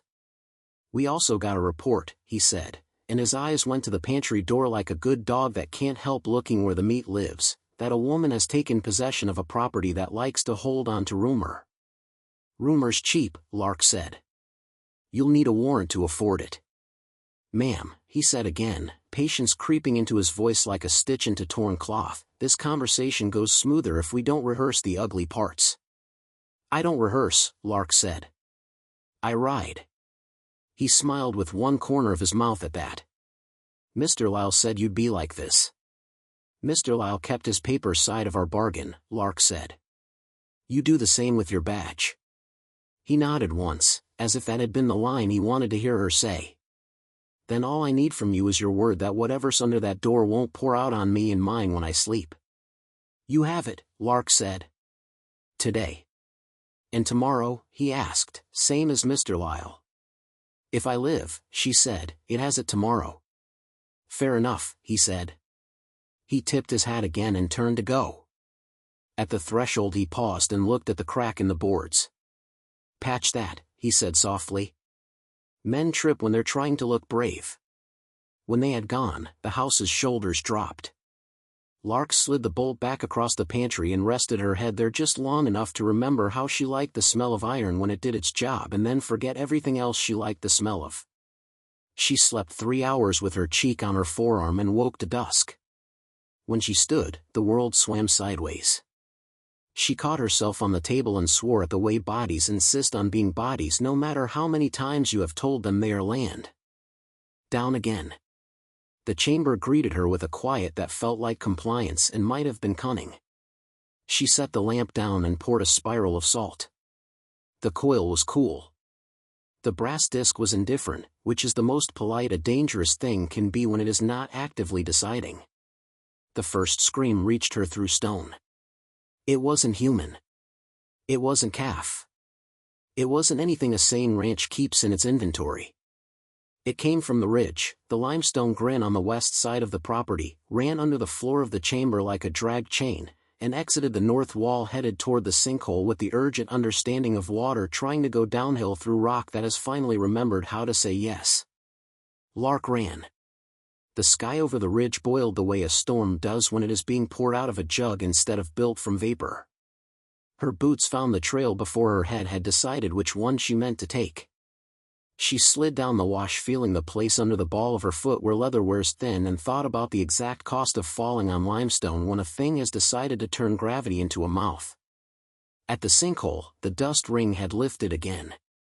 It hung an inch above the ground, trembling. The cable under the soil pulsed without moving. The air shivered. The mesquite bowed their heads and did not know which god they were kneeling toward. On the far side of the hole, Pike stood with a shovel and a look no boy wears in daylight. At his feet, a sheepdog lay with its paws over its ears. It had come from the neighbor's place to narrate the end of the world and had found itself ill-prepared for a speaking part. "Back," Lark said, and Pike moved without asking how far. She took one step toward the hole and the ground dropped, an inch, two, then rose again as if breathing. The dust ring fell and lifted. Fell and lifted. In the chamber, the lamp would be sliding in its own small rings across the table and the brass disc would hum in that pitch humans hear with their kneecaps first. "What does it want?" Pike asked.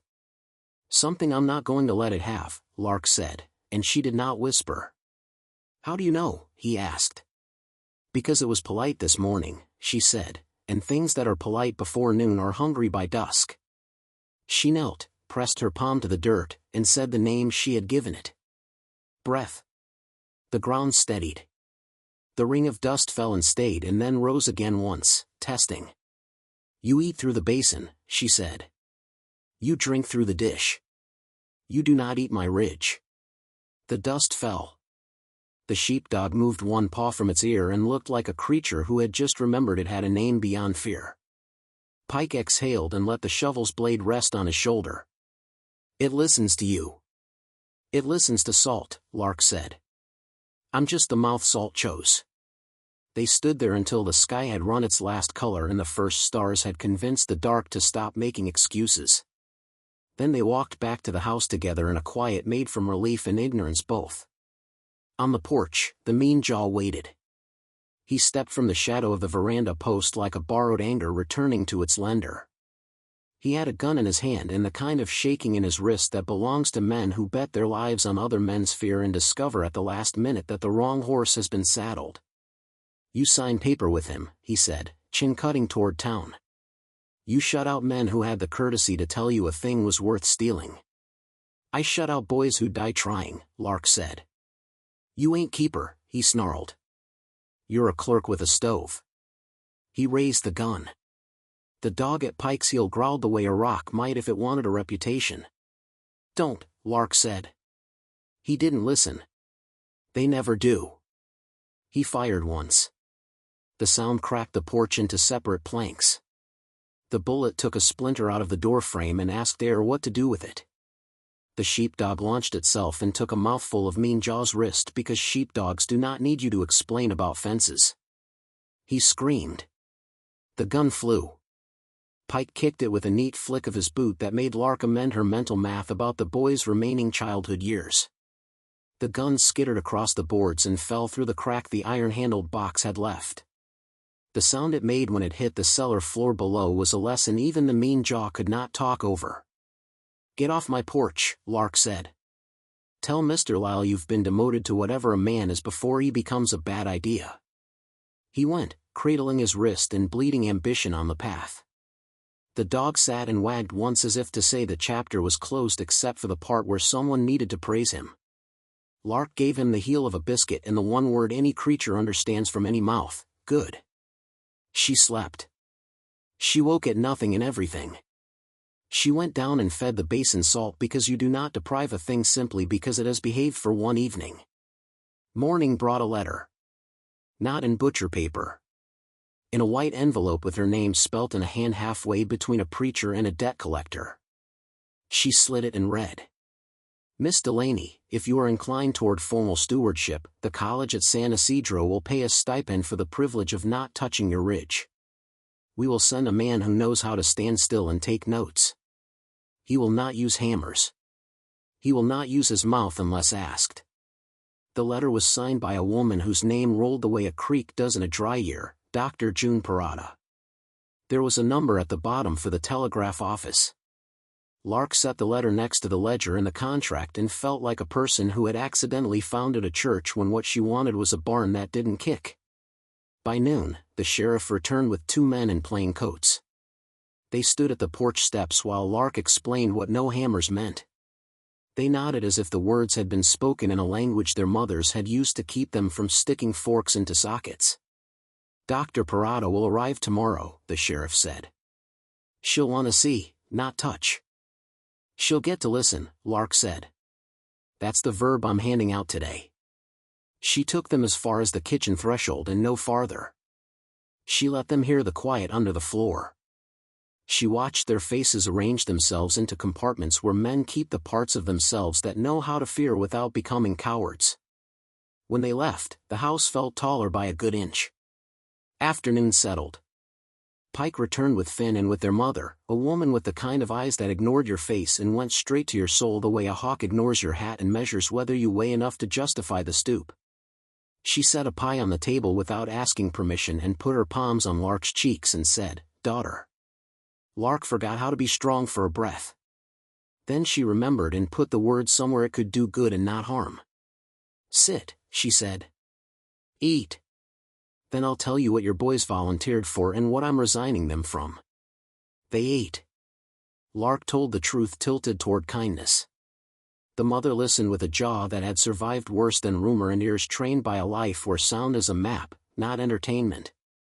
"Will you teach them fences?" she asked when Lark finished. "I will," Lark said. "The old kind and the new." "Then they can come," the mother said. "But you don't get their bones." "I keep those." "That's my rule," Lark said. "I don't bury boys." Evening again. Dr. Parada arrived with the last of the light, a woman in trousers and a long coat and a hat that said she had no interest in making men comfortable. She introduced herself with a hand that felt more like a promise than a greeting. "I hear you have a problem that refuses to be reduced to a specimen," she said, not smiling and somehow kinder for it. "I have a mouth under a pantry," Lark said. "And a ridge that learned to breathe." "Good," Dr. Parada said. "I'm tired of bones." She stood in the kitchen doorway and closed her eyes and said nothing for a long time. Then she opened them and nodded at the pantry door as if it had passed some exam. "We'll not go down tonight," she said. "We'll listen. Tomorrow, if it permits, I'll stand on the stairs and say the alphabet in 3 languages and you'll tell me which letters it hates." "That's a way to do it," Lark said. "Everything is a way to do it," the doctor said. "We only find out which ones keep the children alive by doing them slowly." They sat at the table with coffee and drew a map of the ranch in the old way, on the table with their fingers. Dr. Parada marked places with a knuckle, Lark with the heel of her palm, Pike with that eager single finger boys have when they are trying not to look too proud of being included. Finn listened like a ledger. The first knock came after midnight. It was not at the door. It was on the pantry from the inside. Everyone froze. Even the dog looked offended that the universe had misfiled a noise. Dr. Parada stood without haste. She walked to the pantry and put her ear to the wood with the kind of neutrality that convinces animals not to bite. She stood there long enough for Lark to count to 90 because 90 is the number a body goes to when 60 confesses it won't be enough. "It is not asking to be fed," the doctor said softly. "It is asking to be let out." "No," Lark said. "Agreed," the doctor said, as if Lark had finished a sentence they had begun when they were girls and didn't own enough boots.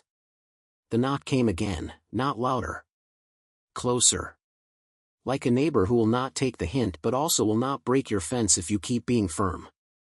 Dr. Parada reached into her coat and pulled out a small tuning fork. She struck it against the table leg and set it thrumming, then held it near the pantry door. The fork's note wavered, then steadied, then died as if someone had swallowed it. "It eats pitch," she murmured. "Like a throat that forgot how to sing and wants to steal the sound." "Then we don't sing," Lark said. "On the contrary," the doctor replied, eyes bright for the first time in a way that made Lark both grateful and wary. "We sing the wrong notes and teach it bad songs until it leaves our voices alone." They sang. Soft, under their breath, nonsense and lullabies an hymn Lark's mother had used on nights when cows were calving and Thunder sat on the fence with a knife between its teeth. The pantry knocked twice more, then went quiet with the sulk of a child who has discovered that adults have patience. At dawn, Dr. Parada stood on the stairs and said her alphabets. The chamber hated the hard consonants. It leaned away from K and T and P. It loved vowel. It bathed in O and U like a calf in a stock tank on the first real hot day of June. When she said L and R and M, it pressed itself to the walls like a dog leaning into the leg of the person who feeds it. It likes your name, the doctor observed. Not the shape of it on your tongue. The shape of it in your throat. It doesn't get to have it, Lark said. No, the doctor agreed. Names are leashes. We keep ours braided. By afternoon, the sheriff brought men with sand and cement.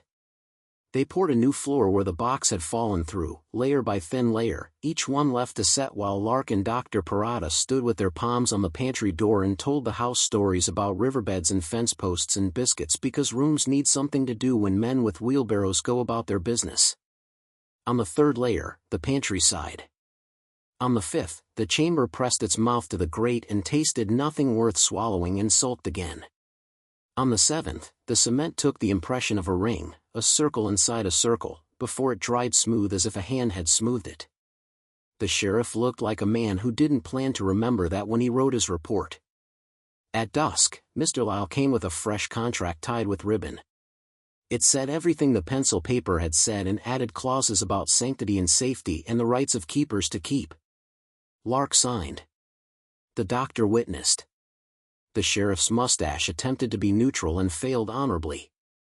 Tomorrow, Dr. Parada said, we'll take the disc out to the ridge. No, Lark said. Yes, the doctor said gently.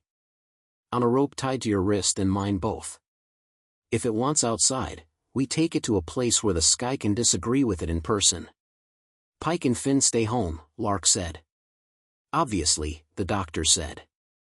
This is a game for women foolish enough to be careful. They slept badly and woke quickly. Dawn found them at the pantry with a coil of rope, a canvas sack, and a prayer none of them admitted to owning. Lark wrapped the brass disc in oilcloth and set it in the sack and tied the rope around her middle and around the doctor's. They climbed the stairs and crossed the kitchen and stepped into the morning as if the morning had invited them personally. At the ridge, the limestone smiled its old impossible smile. The sinkhole watched without blinking. Lark felt the rope around her waist the way a horse feels a good cinch, notice and trust arranged in one line.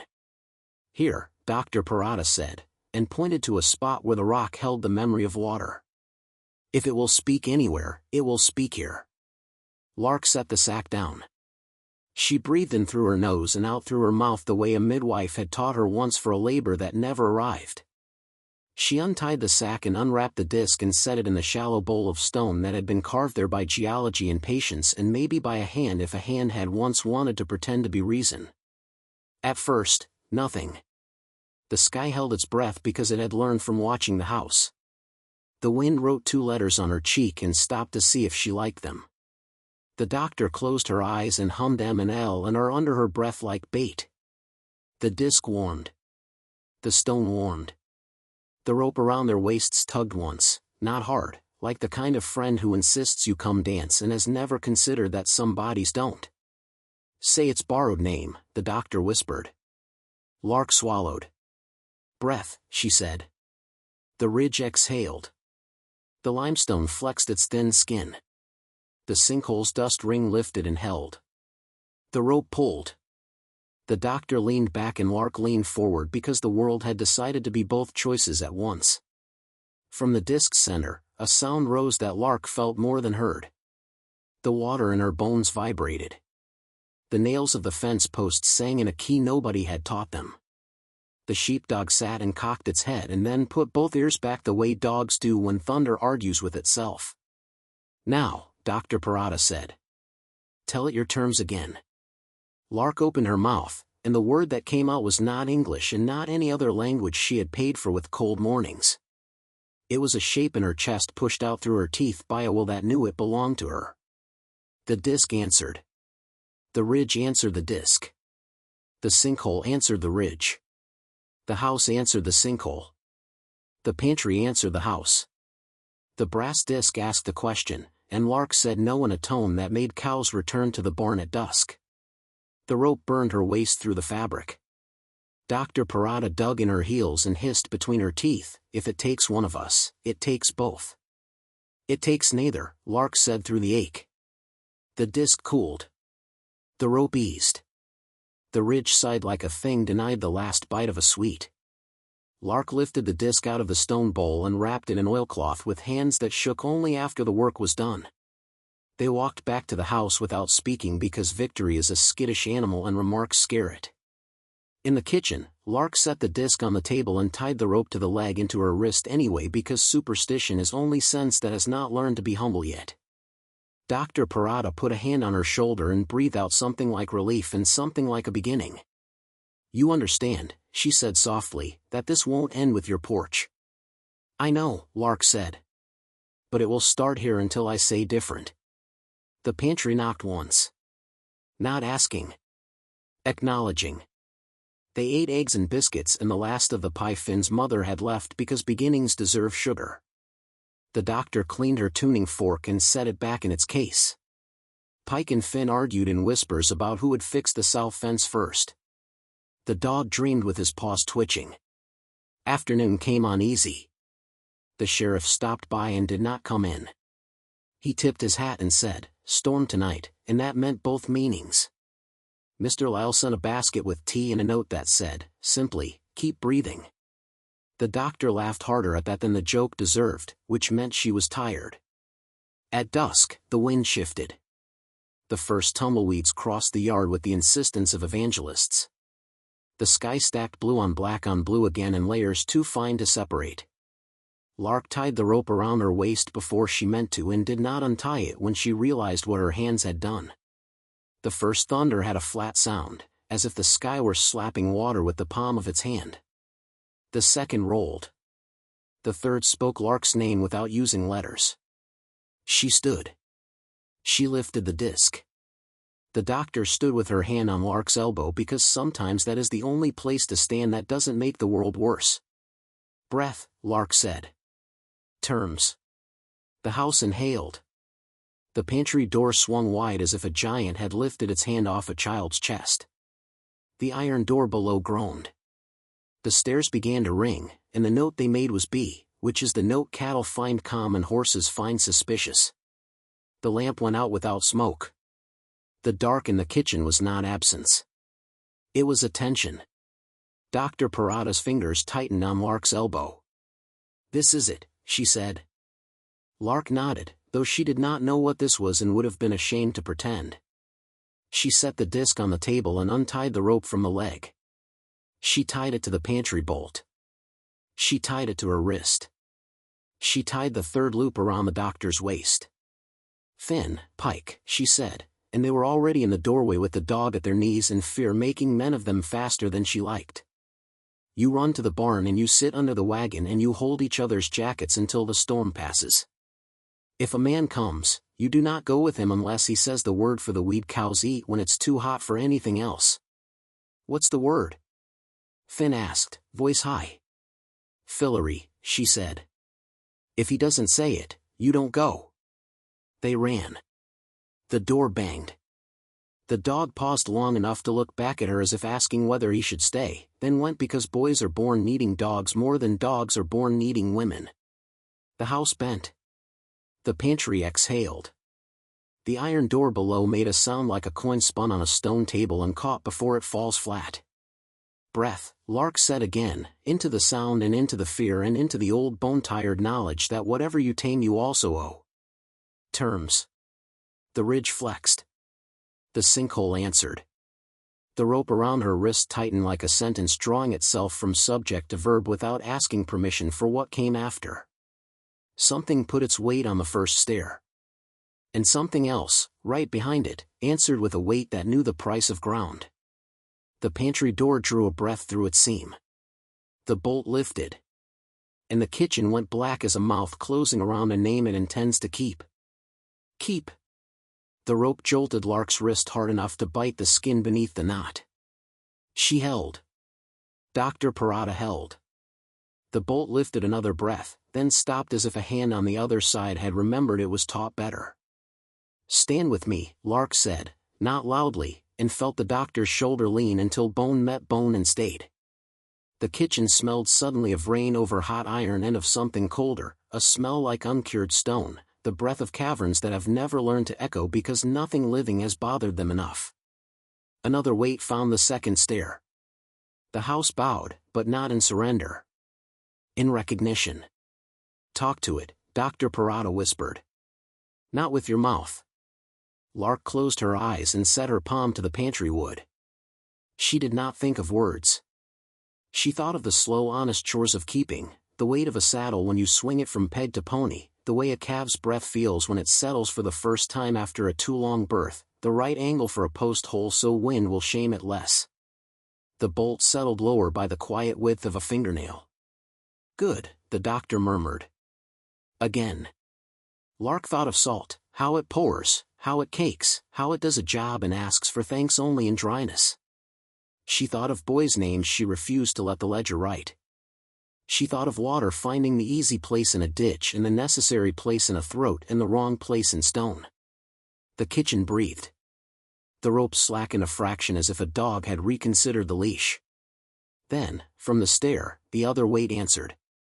It pressed up against the first with a steadiness that belonged to the same family as mules and midwives. It smelled like rain without lightning. It sounded like old boots choosing the next tread. It did not argue. It insisted. The bolt dropped back into its seat with a sound like a small victory nobody should cheer at because the work wasn't done. Lark opened her eyes. Dark crowded the room but had lost its knife. "You feel that?" she asked. "I did," Dr. Parada said, and for the first time, she smiled in a way that reached into the hurt under her eyes and cleaned it a little. "Something stood between you and your story and told the story to mind its manners." "Who?" Lark asked. "What?" "The good weight," the doctor said simply. "Whatever you've been calling to when you talk about fences." Thunder leaned its shoulder against the roof and pushed. The house groaned, then set itself. The rope went slack. The dark took a step back and became, once more, only night. On the porch, the dog barked twice as if to report, alive, accounted for. Beneath that sound, Lark heard the boy's laugh, thin, shaken, but laughter still. She let her breath go slow and long, then sank into the chair like a person who had come home from riding fence in wind that wanted its due and had been told no by cedar posts and habit. The storm emptied its pockets and then its silence. By the time dawn unrolled its pale cloth across the ridge, the kitchen had found its corners again. The pantry door sat closed with its bolt down. The rope cut a faint stripe in Lark's wrist that she would wear like a ring she hadn't married on purpose. "Coffee," she said. "Breakfast," Dr. Parada added. "I want the kind that convinces a body it has a right to keep being one." They ate eggs fried hard enough to remember the pan and biscuits with honey that had the taste of weeds only bees respect. Lark went down and fed the basin the right kind of spiral. The chamber breathed like a dog sleeping under a chair after a long day that ended the way it should. By mid-morning, Mr. Lyle appeared leading a mule stacked with groceries and shame. His arm was bound cleaner than yesterday. He kept his hat on. "I brought what the doctor scribbled," he said, tapping the list tied to the mule's pack. "And I came to say I kept men off your ridge. The ones who came in the night left when the storm remembered their mothers' names." "The storm will get credit," Lark said. "But thank you." He looked at her wrist. "That rope's not a bad idea." "It's the kind of marriage I can live with," she said. "No priest, no paper, knows when to let go." He laughed, then winced, then laughed anyway because sometimes pain doesn't get to edit the line. "There's talk in town," he said. "Two kinds. The kind that wants to bring in men with machines, and the kind that wants to name your place a miracle in charge admission." "Neither kind gets my pantry," Lark said. "I told them that," he said. "The sheriff told them too. For now they believe men who can afford to say sentences out loud." "For now," she echoed. "For now is all I can steward." They unloaded the mule. Flour, salt, coffee, bolts of canvas, a carpenter's chalk line, 2 lengths of chain, and a tin of oil. On the bottom of the pack, wrapped in newspaper that had learned every county lie before noon, lay a small Bible, inscribed on the flyleaf, "For whosoever finds herself keeping." Lark left it unopened on the shelf beside the ledger because sacred is a word with too many fathers. "Doctor," Mr. Lyle said with genuine interest sharpened by genuine caution. "You still mean to take that disc outside again?" "Not today," Dr. Parada said. "Today we teach it that basins are bowls and bowls are better than throats." They worked. Work is a fence for the thoughts that want to go into the pasture and break legs there. Lark taught Pike and Finn how to string wire so it sang low enough to warn a man with sense and high enough to shame a man without. Dr. Parada taught them how to listen to a room without being swallowed by it.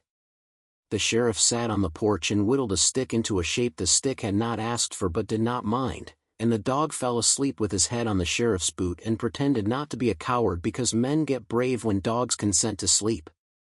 Near noon, a rider came hard from the east, hat low.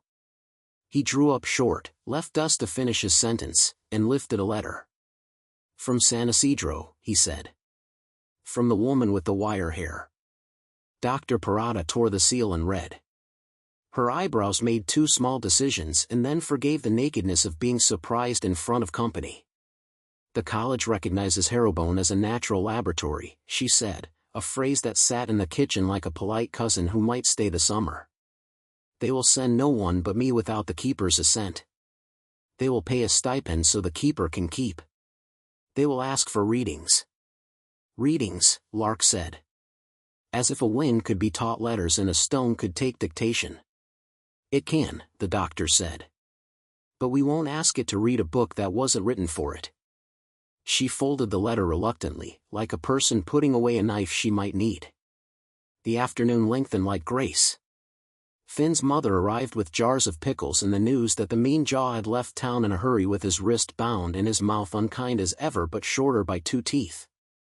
Lark thanked her and did not ask whether she had made that happen.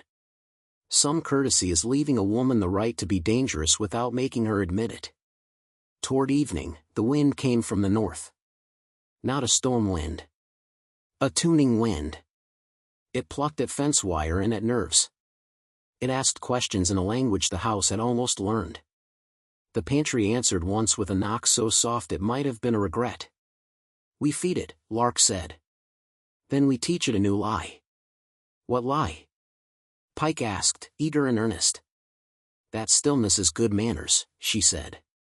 Down in the chamber, she poured a spiral, turned the coil of breath, set the dish at the notch beneath the smallest carved circle, and waited. The hum came, low, obedient. The brass disc warmed and then cooled with the relieved sigh of a fever that has finally decided it will take its blanket off. Lark placed the back of her hand against the grate and did not leave it there long. It was not a fire. It was a conduit. It felt like distant applause, all the claps arriving at different times because some of the people were still standing. When she came up, Dr. Parada had the Bible open, not reading.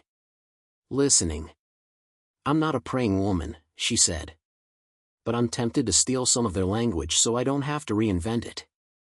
"Language is fence too," Lark said. "Borrow any pole that holds." Night settled without argument. The stars came sure and bright. The dog snored, and the sheriff pretended he didn't hear because men like to call their naps vigils. Deep in the dark, the house woke Lark with a sound she knew from other lives, the sound of a horse refusing to cross a bridge. She sat up and the kitchen was already in her. She walked there with her bare feet finding the boards that didn't complain and laid her palm on the pantry door and felt it shaking like a creature that knows the wrong name is standing on the other side of a line holding a bouquet it did not pick. "Who?" she asked the house. The house answered in the way of houses, by leaning toward the west door. Lark lifted the rifle. She went by the west door rather than the front because the west door is for conversations you would rather not have with the sun watching. On the porch, a figure stood at the edge of lamplight. When he stepped in, she saw the face a person gets when he believes the light owes him a shade and that she should apologize for making him stand there alone with his own outline. Elias Calder, he said his name before she could, like a man invoking a charm against court orders. "You're dead," Lark said. "I was," he answered, and smiled with half a mouth and none of the soul that should ride behind a smile.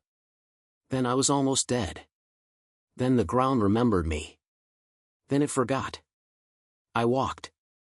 He looked like the ledger had sounded, angles for law and carelessness for the edges that cut hands. He wore a coat that had been oilcloth once and had become something else in weather that would rather eat than clothe.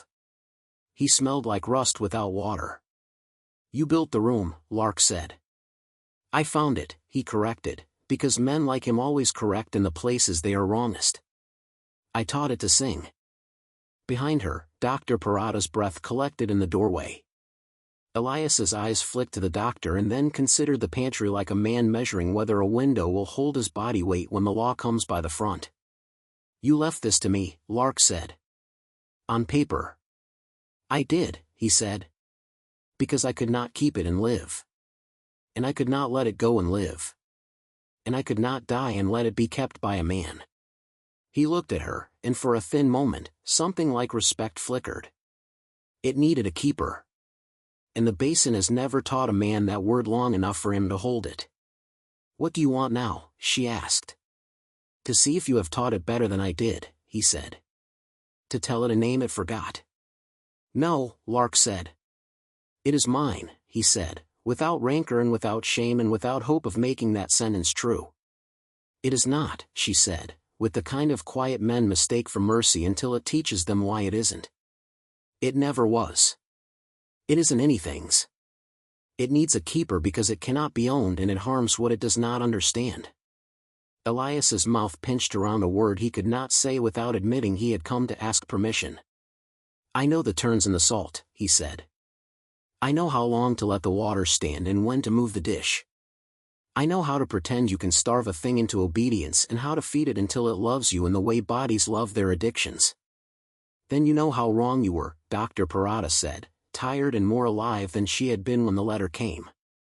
And why you had to write a child's name in a ledger as if his life were a unit of measure. Elias flinched. Good. If the ledger's woman had written boy, the man in front of them had written it in flesh. Lark stepped closer until the muzzle of her rifle was a question against his sternum. You will not go in my pantry, she said. You will not say my name under my floor. You will step off my porch and the ground will decide whether it remembers you. If it does, I will show you mercy you did not show anyone. If it doesn't, I will learn to live with that. He studied her face for the lie and found none. He laughed once, briefly, a sound like a spade striking rock. You are what the basin made when it finally learned a lesson, he said. All right, keeper. Show me how you keep. They stood with the thin dawn light making a blade out of the porch's edge. Lark backed to the pantry door and unbolted it, not to invite him but to invite something else. The cold rose like a hand up a spine. Elias gasped, not fear. Recognition. Breath, Lark said.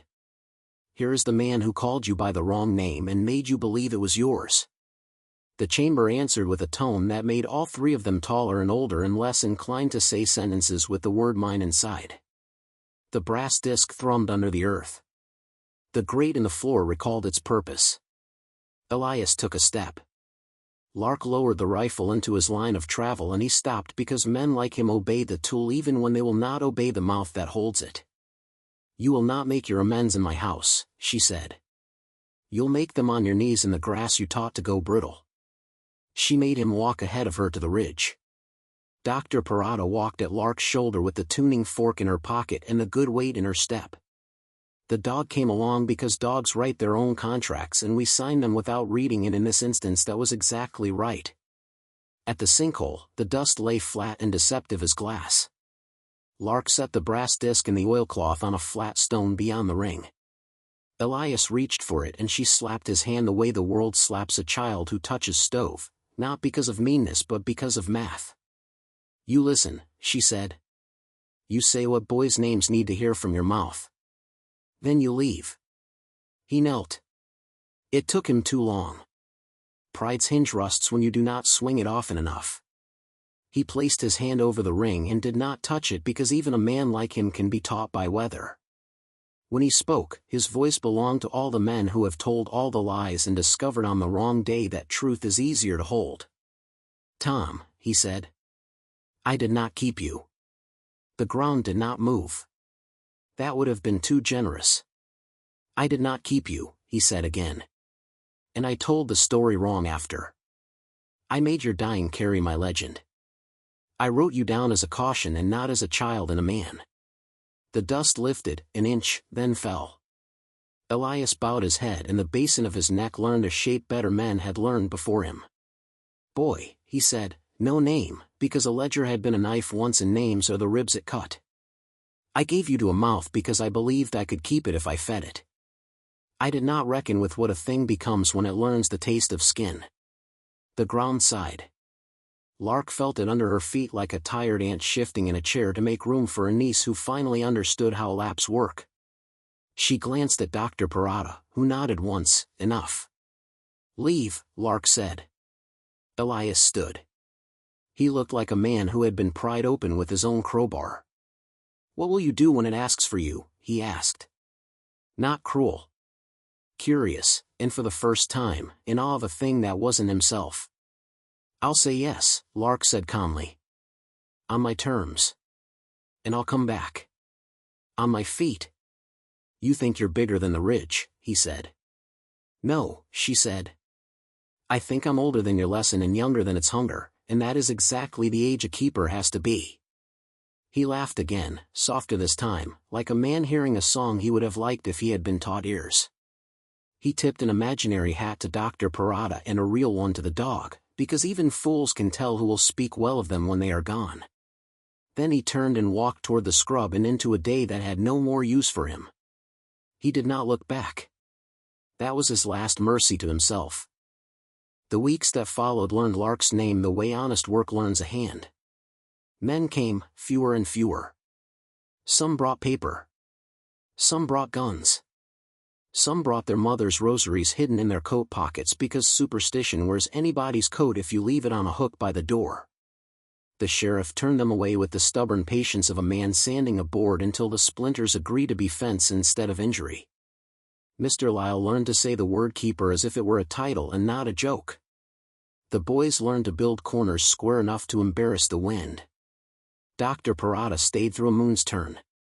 She wrote numbers that only spoke sense to people willing to stand still long enough to hear them. She taught Lark to take the disc outside and inside and never let it taste skin. Together they learned which hours belonged to the basin and which to the house and which to neither. They taught the chamber to breathe on a timetable just enough to keep it from teaching them the shape of hunger. On a morning with frost on the shade of the fence posts and flies drunk on the sun that found them anyway, Lark woke with a word in her mouth that was not her word. She sat up, hand on the rope by habit and not because fear had her. The house waited.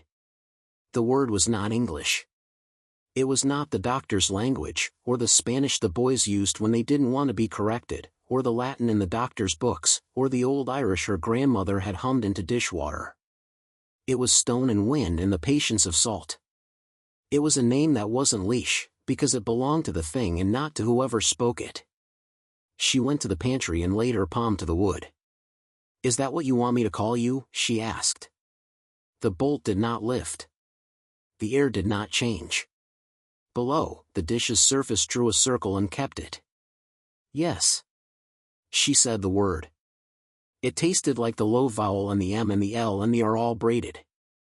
It tasted like water waiting at the bottom of a well for a face that would not fall in. All right, she said. We'll try it. But you do not write it in anyone else. The chamber breathed agreement. The coil warmed a degree. The grate sang just under hearing. She smiled without showing teeth to anyone and went to make coffee for everyone. By noon, the town had tired of being afraid in the same old way. They began to be proud instead. Children touched the fence and squealed when it hummed at their fingers. Women brought jars with nothing in them and took them home with water as sweet as Sunday. Men told stories about a keeper who could make the ridge kneel, and even the men who did not like women talking said the word keeper without spitting afterward. The registry at San Isidro printed a notice: Harrowbone, under the stewardship of Keeper Lark Delaney, stands as a site where stone and story consult. Access by appointment, hands by invitation, ears by default. That night, the pantry knocked once in delight. Lark let it. The dog woofed in his sleep as if dreaming of rabbits who had learned to use the gate properly. And then the thing Lark had been waiting for came, because peace only knows it is peace when it is asked to decide whether it wants to be interrupted. A man from the railroad arrived with a car full of engineers and an offer thin as paper and sharp as its edge.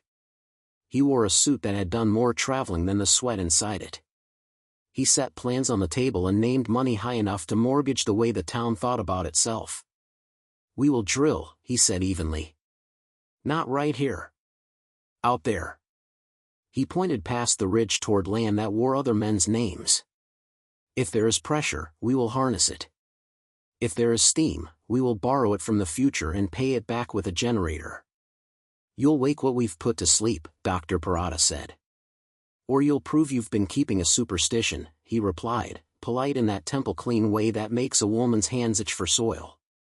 "Either way," the sheriff said from the porch, "you'll need the keeper's permission to point any of your iron toward any of our holes."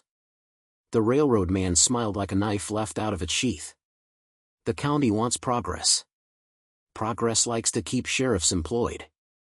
Lark listened to the room and the men and the ground. She watched the dog, whose hackles had risen without noise. She watched the boys, who were counting without being taught to count the number of men standing between the table and the door. She watched Mr. Lyle, who had learned to look at his hands when he didn't want his face to betray the side of a fight he'd chosen. "We'll take you out there," she said. "With a rope tied around your middle to mine. You can listen. If the ground sings you a willing song, we'll talk about borrowing its tune. If it bites you, we decide whether the taste was your cologne or your attitude." He laughed, careless. He said yes because men like him say yes to rope they don't believe has learned to pull. At the ridge, Lark tied him to her with the rope that had taught her wrist where it belonged. She set the disc in the bowl and said the name the chamber had allowed her. The rock lifted its thin skin. The sinkhole breathed. The railroad man's smile stayed, but his color left out the back and didn't come home. "You hear it?" she asked.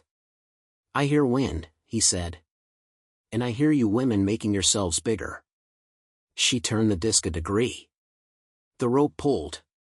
He stumbled and she steadied him because you save even the men you want to throw to lessons, since mercy is your way of not becoming what you keep in your basement. "Listen," Dr. Parada said, pity and scorn making allies in her mouth. She struck the fork.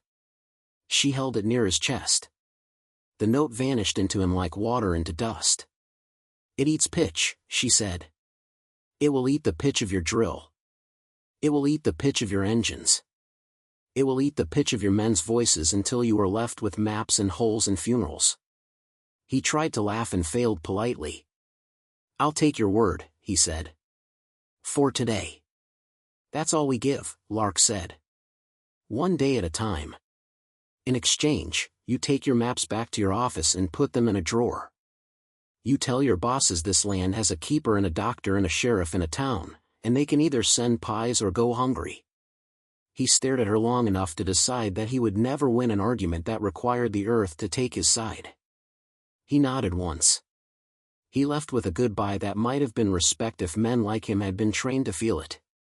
That night, stars bunched over the ridge in the way of cattle finding a warm corner. Lark fed the basin and spoke the name quietly, like a promise and not a leash. The chamber hummed and then fell still. The house exhaled. The boys slept. The dog dreamed. The doctor wrote. Lark went onto the porch and sat where the steps remember everything boots have asked of them. The night rose around her, full of small honest noises, crickets practicing law, the wind folding and refolding a page of sky, the slow creak of a windmill that had no head but still enjoyed its joints. She thought of the letter that had come in butcher paper and twine. She thought of the woman's careful hand in the old ledger and the lines cut in the chamber's walls. She thought of Elias on his knees and of men who showed up to be brave and left embarrassed and alive. She thought of boys' names she had not written anywhere but her own bones and the rule she kept under her tongue like salt: "I don't bury boys." "I won't bury you either," she said to herself, and meant all the versions of herself, cowhand and keeper and woman alone and woman among many. "I'll keep you." Behind her, the pantry knocked once. Not to ask. To agree. Years later, because the story had to learn how to be a life, people would come by and sit on the steps and ask to hear about the time the house breathed and the ridge flexed and a woman told it her name and taught it not to say hers back. Lark would pour coffee and point their eyes toward the fence line and the ridge and the porch, and they would squint and nod and say ah and oh and sometimes and then they would leave with jars that tasted like belonging. The boys would be men. They would build a school with windows that opened without arguing. The sheriff would teach a class there once a month on how to write reports that didn't lie. Mr. Lyle would pay for a roof and refuse to put his name on the plaque. Dr. Parada would go back and forth like a family member who has two houses because love breaks numbers without asking forgiveness. And the chamber under the pantry would keep breathing, on the right days and the wrong ones, and the keeper would keep it and be kept, which is what you call an even trade when you make it with something too old to sign paper and too young to give up. But that night, the night the dark grabbed for the bolt and found a hand on the other side of the door big enough and gentle enough to stop it, the story did not know what it would become. It only knew a kitchen, and a rope, and two women holding their ground, and boys under a wagon with a dog's shoulder pressed into their ribs, and a town asleep because someone was awake, and a ridge that had learned a word and had decided, for tonight, to say it kindly. Near midnight, a voice came from the pantry, but it was not the Chambers. It was human and small and shaped like a boy learning he could trust himself not to break. "Keeper?" Lark opened the door and found Pike there, hands full of nails, face pale with sleep but steady. "Couldn't," he said, unable to finish the sentence. "Needed to be where the keep is." "You are where the keep is," she said. "Go back to the wagon. Keep Finn, keep the dog. Keep the sky from falling with your breath." He nodded, took a breath as if the sky had obeyed him already, and ran. The house settled. Lark leaned her head against the pantry door and let the cool travel into her skull where the headache had been writing a letter to grief. It found nothing to mail. It left. She slept in the chair. She woke to eggs. The doctor cooked like a scientist, precise, surprised when what she loved did not behave but kind enough to forgive it before the pan needed scrubbing. They ate. The day opened. The first rider of morning carried a sack of letters and a folded newspaper with Lark Delaney, keeper, in a headline as large as the kind that usually belonged to war. "They'll come," Mr. Lyle said. "To stare and to tell you what it is you're doing." "We'll make them coffee," Lark said. "We'll teach them to listen. If they won't, we'll teach them to leave." He grinned and tipped his hat and found a fence to mend so his hands would not clap at a woman in front of witnesses. When the sun stood straight overhead, the chamber asked to breathe. Lark let it. The line under the ground drew a quiet, exact arc from the pantry to the ridge and back again. The brass disc hummed without heat. The basin's salt lay down and went still. The water dish showed her face without ripples and, behind it, the face of a woman who had earned the right to like the woman in the water. "All right," she said to the room and to herself and to anyone else we're foolish enough to be listening. "We're done making a rumor. We're going to make a way. No trumpets. No miracles. Just the slow, careful arithmetic of days: feed, fence, listen, teach." The basin returned to its choreography. The men with maps forgot the way. The boys learned to stand between things that wanted to name them and the names they had chosen. The town left pies and took water. The ridge flexed once a season when the sky needed reminding that it didn't own everything. The dog grew gray and dignified and learned where to nap so that no footsteps would step on him by accident. Mr. Lyle's arm healed and with it some part of him he had been nursing since he was a boy under a different ridge. The sheriff wrote fewer reports and sanded more wood. Elias Calder did not return, which was a kind of apology only the land knows how to accept. On the anniversary of the night the house went black and the bolt lifted, Lark stood at the ridge with the men and women and children and the doctor and the sheriff and Mr. Lyle and the boys. She said the name the chamber had given her permission to say. The ridge breathed once, softly, like a horse that has learned which hand feeds. The sinkhole's dust ring rose as thin as lace and fell as polite as prayer. They cheered like people do at a parade when the last wagon goes by with the children in it and nobody has fallen off. Then they went home and ate together because community is a word like rope, you can't keep it coiled in the shed and call yourself prepared. That night, after the dishes and the dogs and the small arguments about who got which blanket and where, Lark sat on the porch and wrote a letter. It was a short one. It said, "To whoever opens whatever door I closed for the day, this is what I've learned. Hungry things that breathe can be taught to do it quietly if you let them keep their dignity. Names are leashes but also bridges. Boys turn into men when you refuse to let the ground write their stories. A keeper is kept, or she isn't a keeper at all." She folded it and slid it into the ledger between the woman's careful hand and Elias's slanted insistence. She left the page unnumbered because numbers are a boast on the wrong day. In the morning, she rose as she always did. She fed the basin. She turned the coil. She drank coffee. She saddled the mare. She rode fence while the boys argued about the right way to set a corner and the sheriff pretended not to be proud of their clean angles. On the way back, she stopped at the sinkhole and set a biscuit on the stone, which is a thing you do for saints and dogs and sometimes for mouths that could eat you if you forgot to be kind. The dust ring rose and didn't take it. The dog, later, did. At the kitchen table, Dr. Parada read her letters and Lark read her quiet, and they shared the pie Finn's mother had sent without carving the slices properly, which is its own kind of sacrament. The pantry knocked once. Lark knocked back once. The house smiled in its joists the way a face smiles in old photographs when somebody says, "Remember." Out past the ridge, the desert went on. It kept its secrets and gave them away as needed, which is what you ask of any friend who has more silence than you and more time. Under the pantry, the chamber breathed. Not for menace. For continuity. Above it, Lark Delaney kept. And was kept. And the rumor, which had once had teeth, learned to be the kind of story you hand your children when they ask how to make a place theirs without breaking it. 2 more great stories are next. Don't miss them. Subscribe and turn on notifications.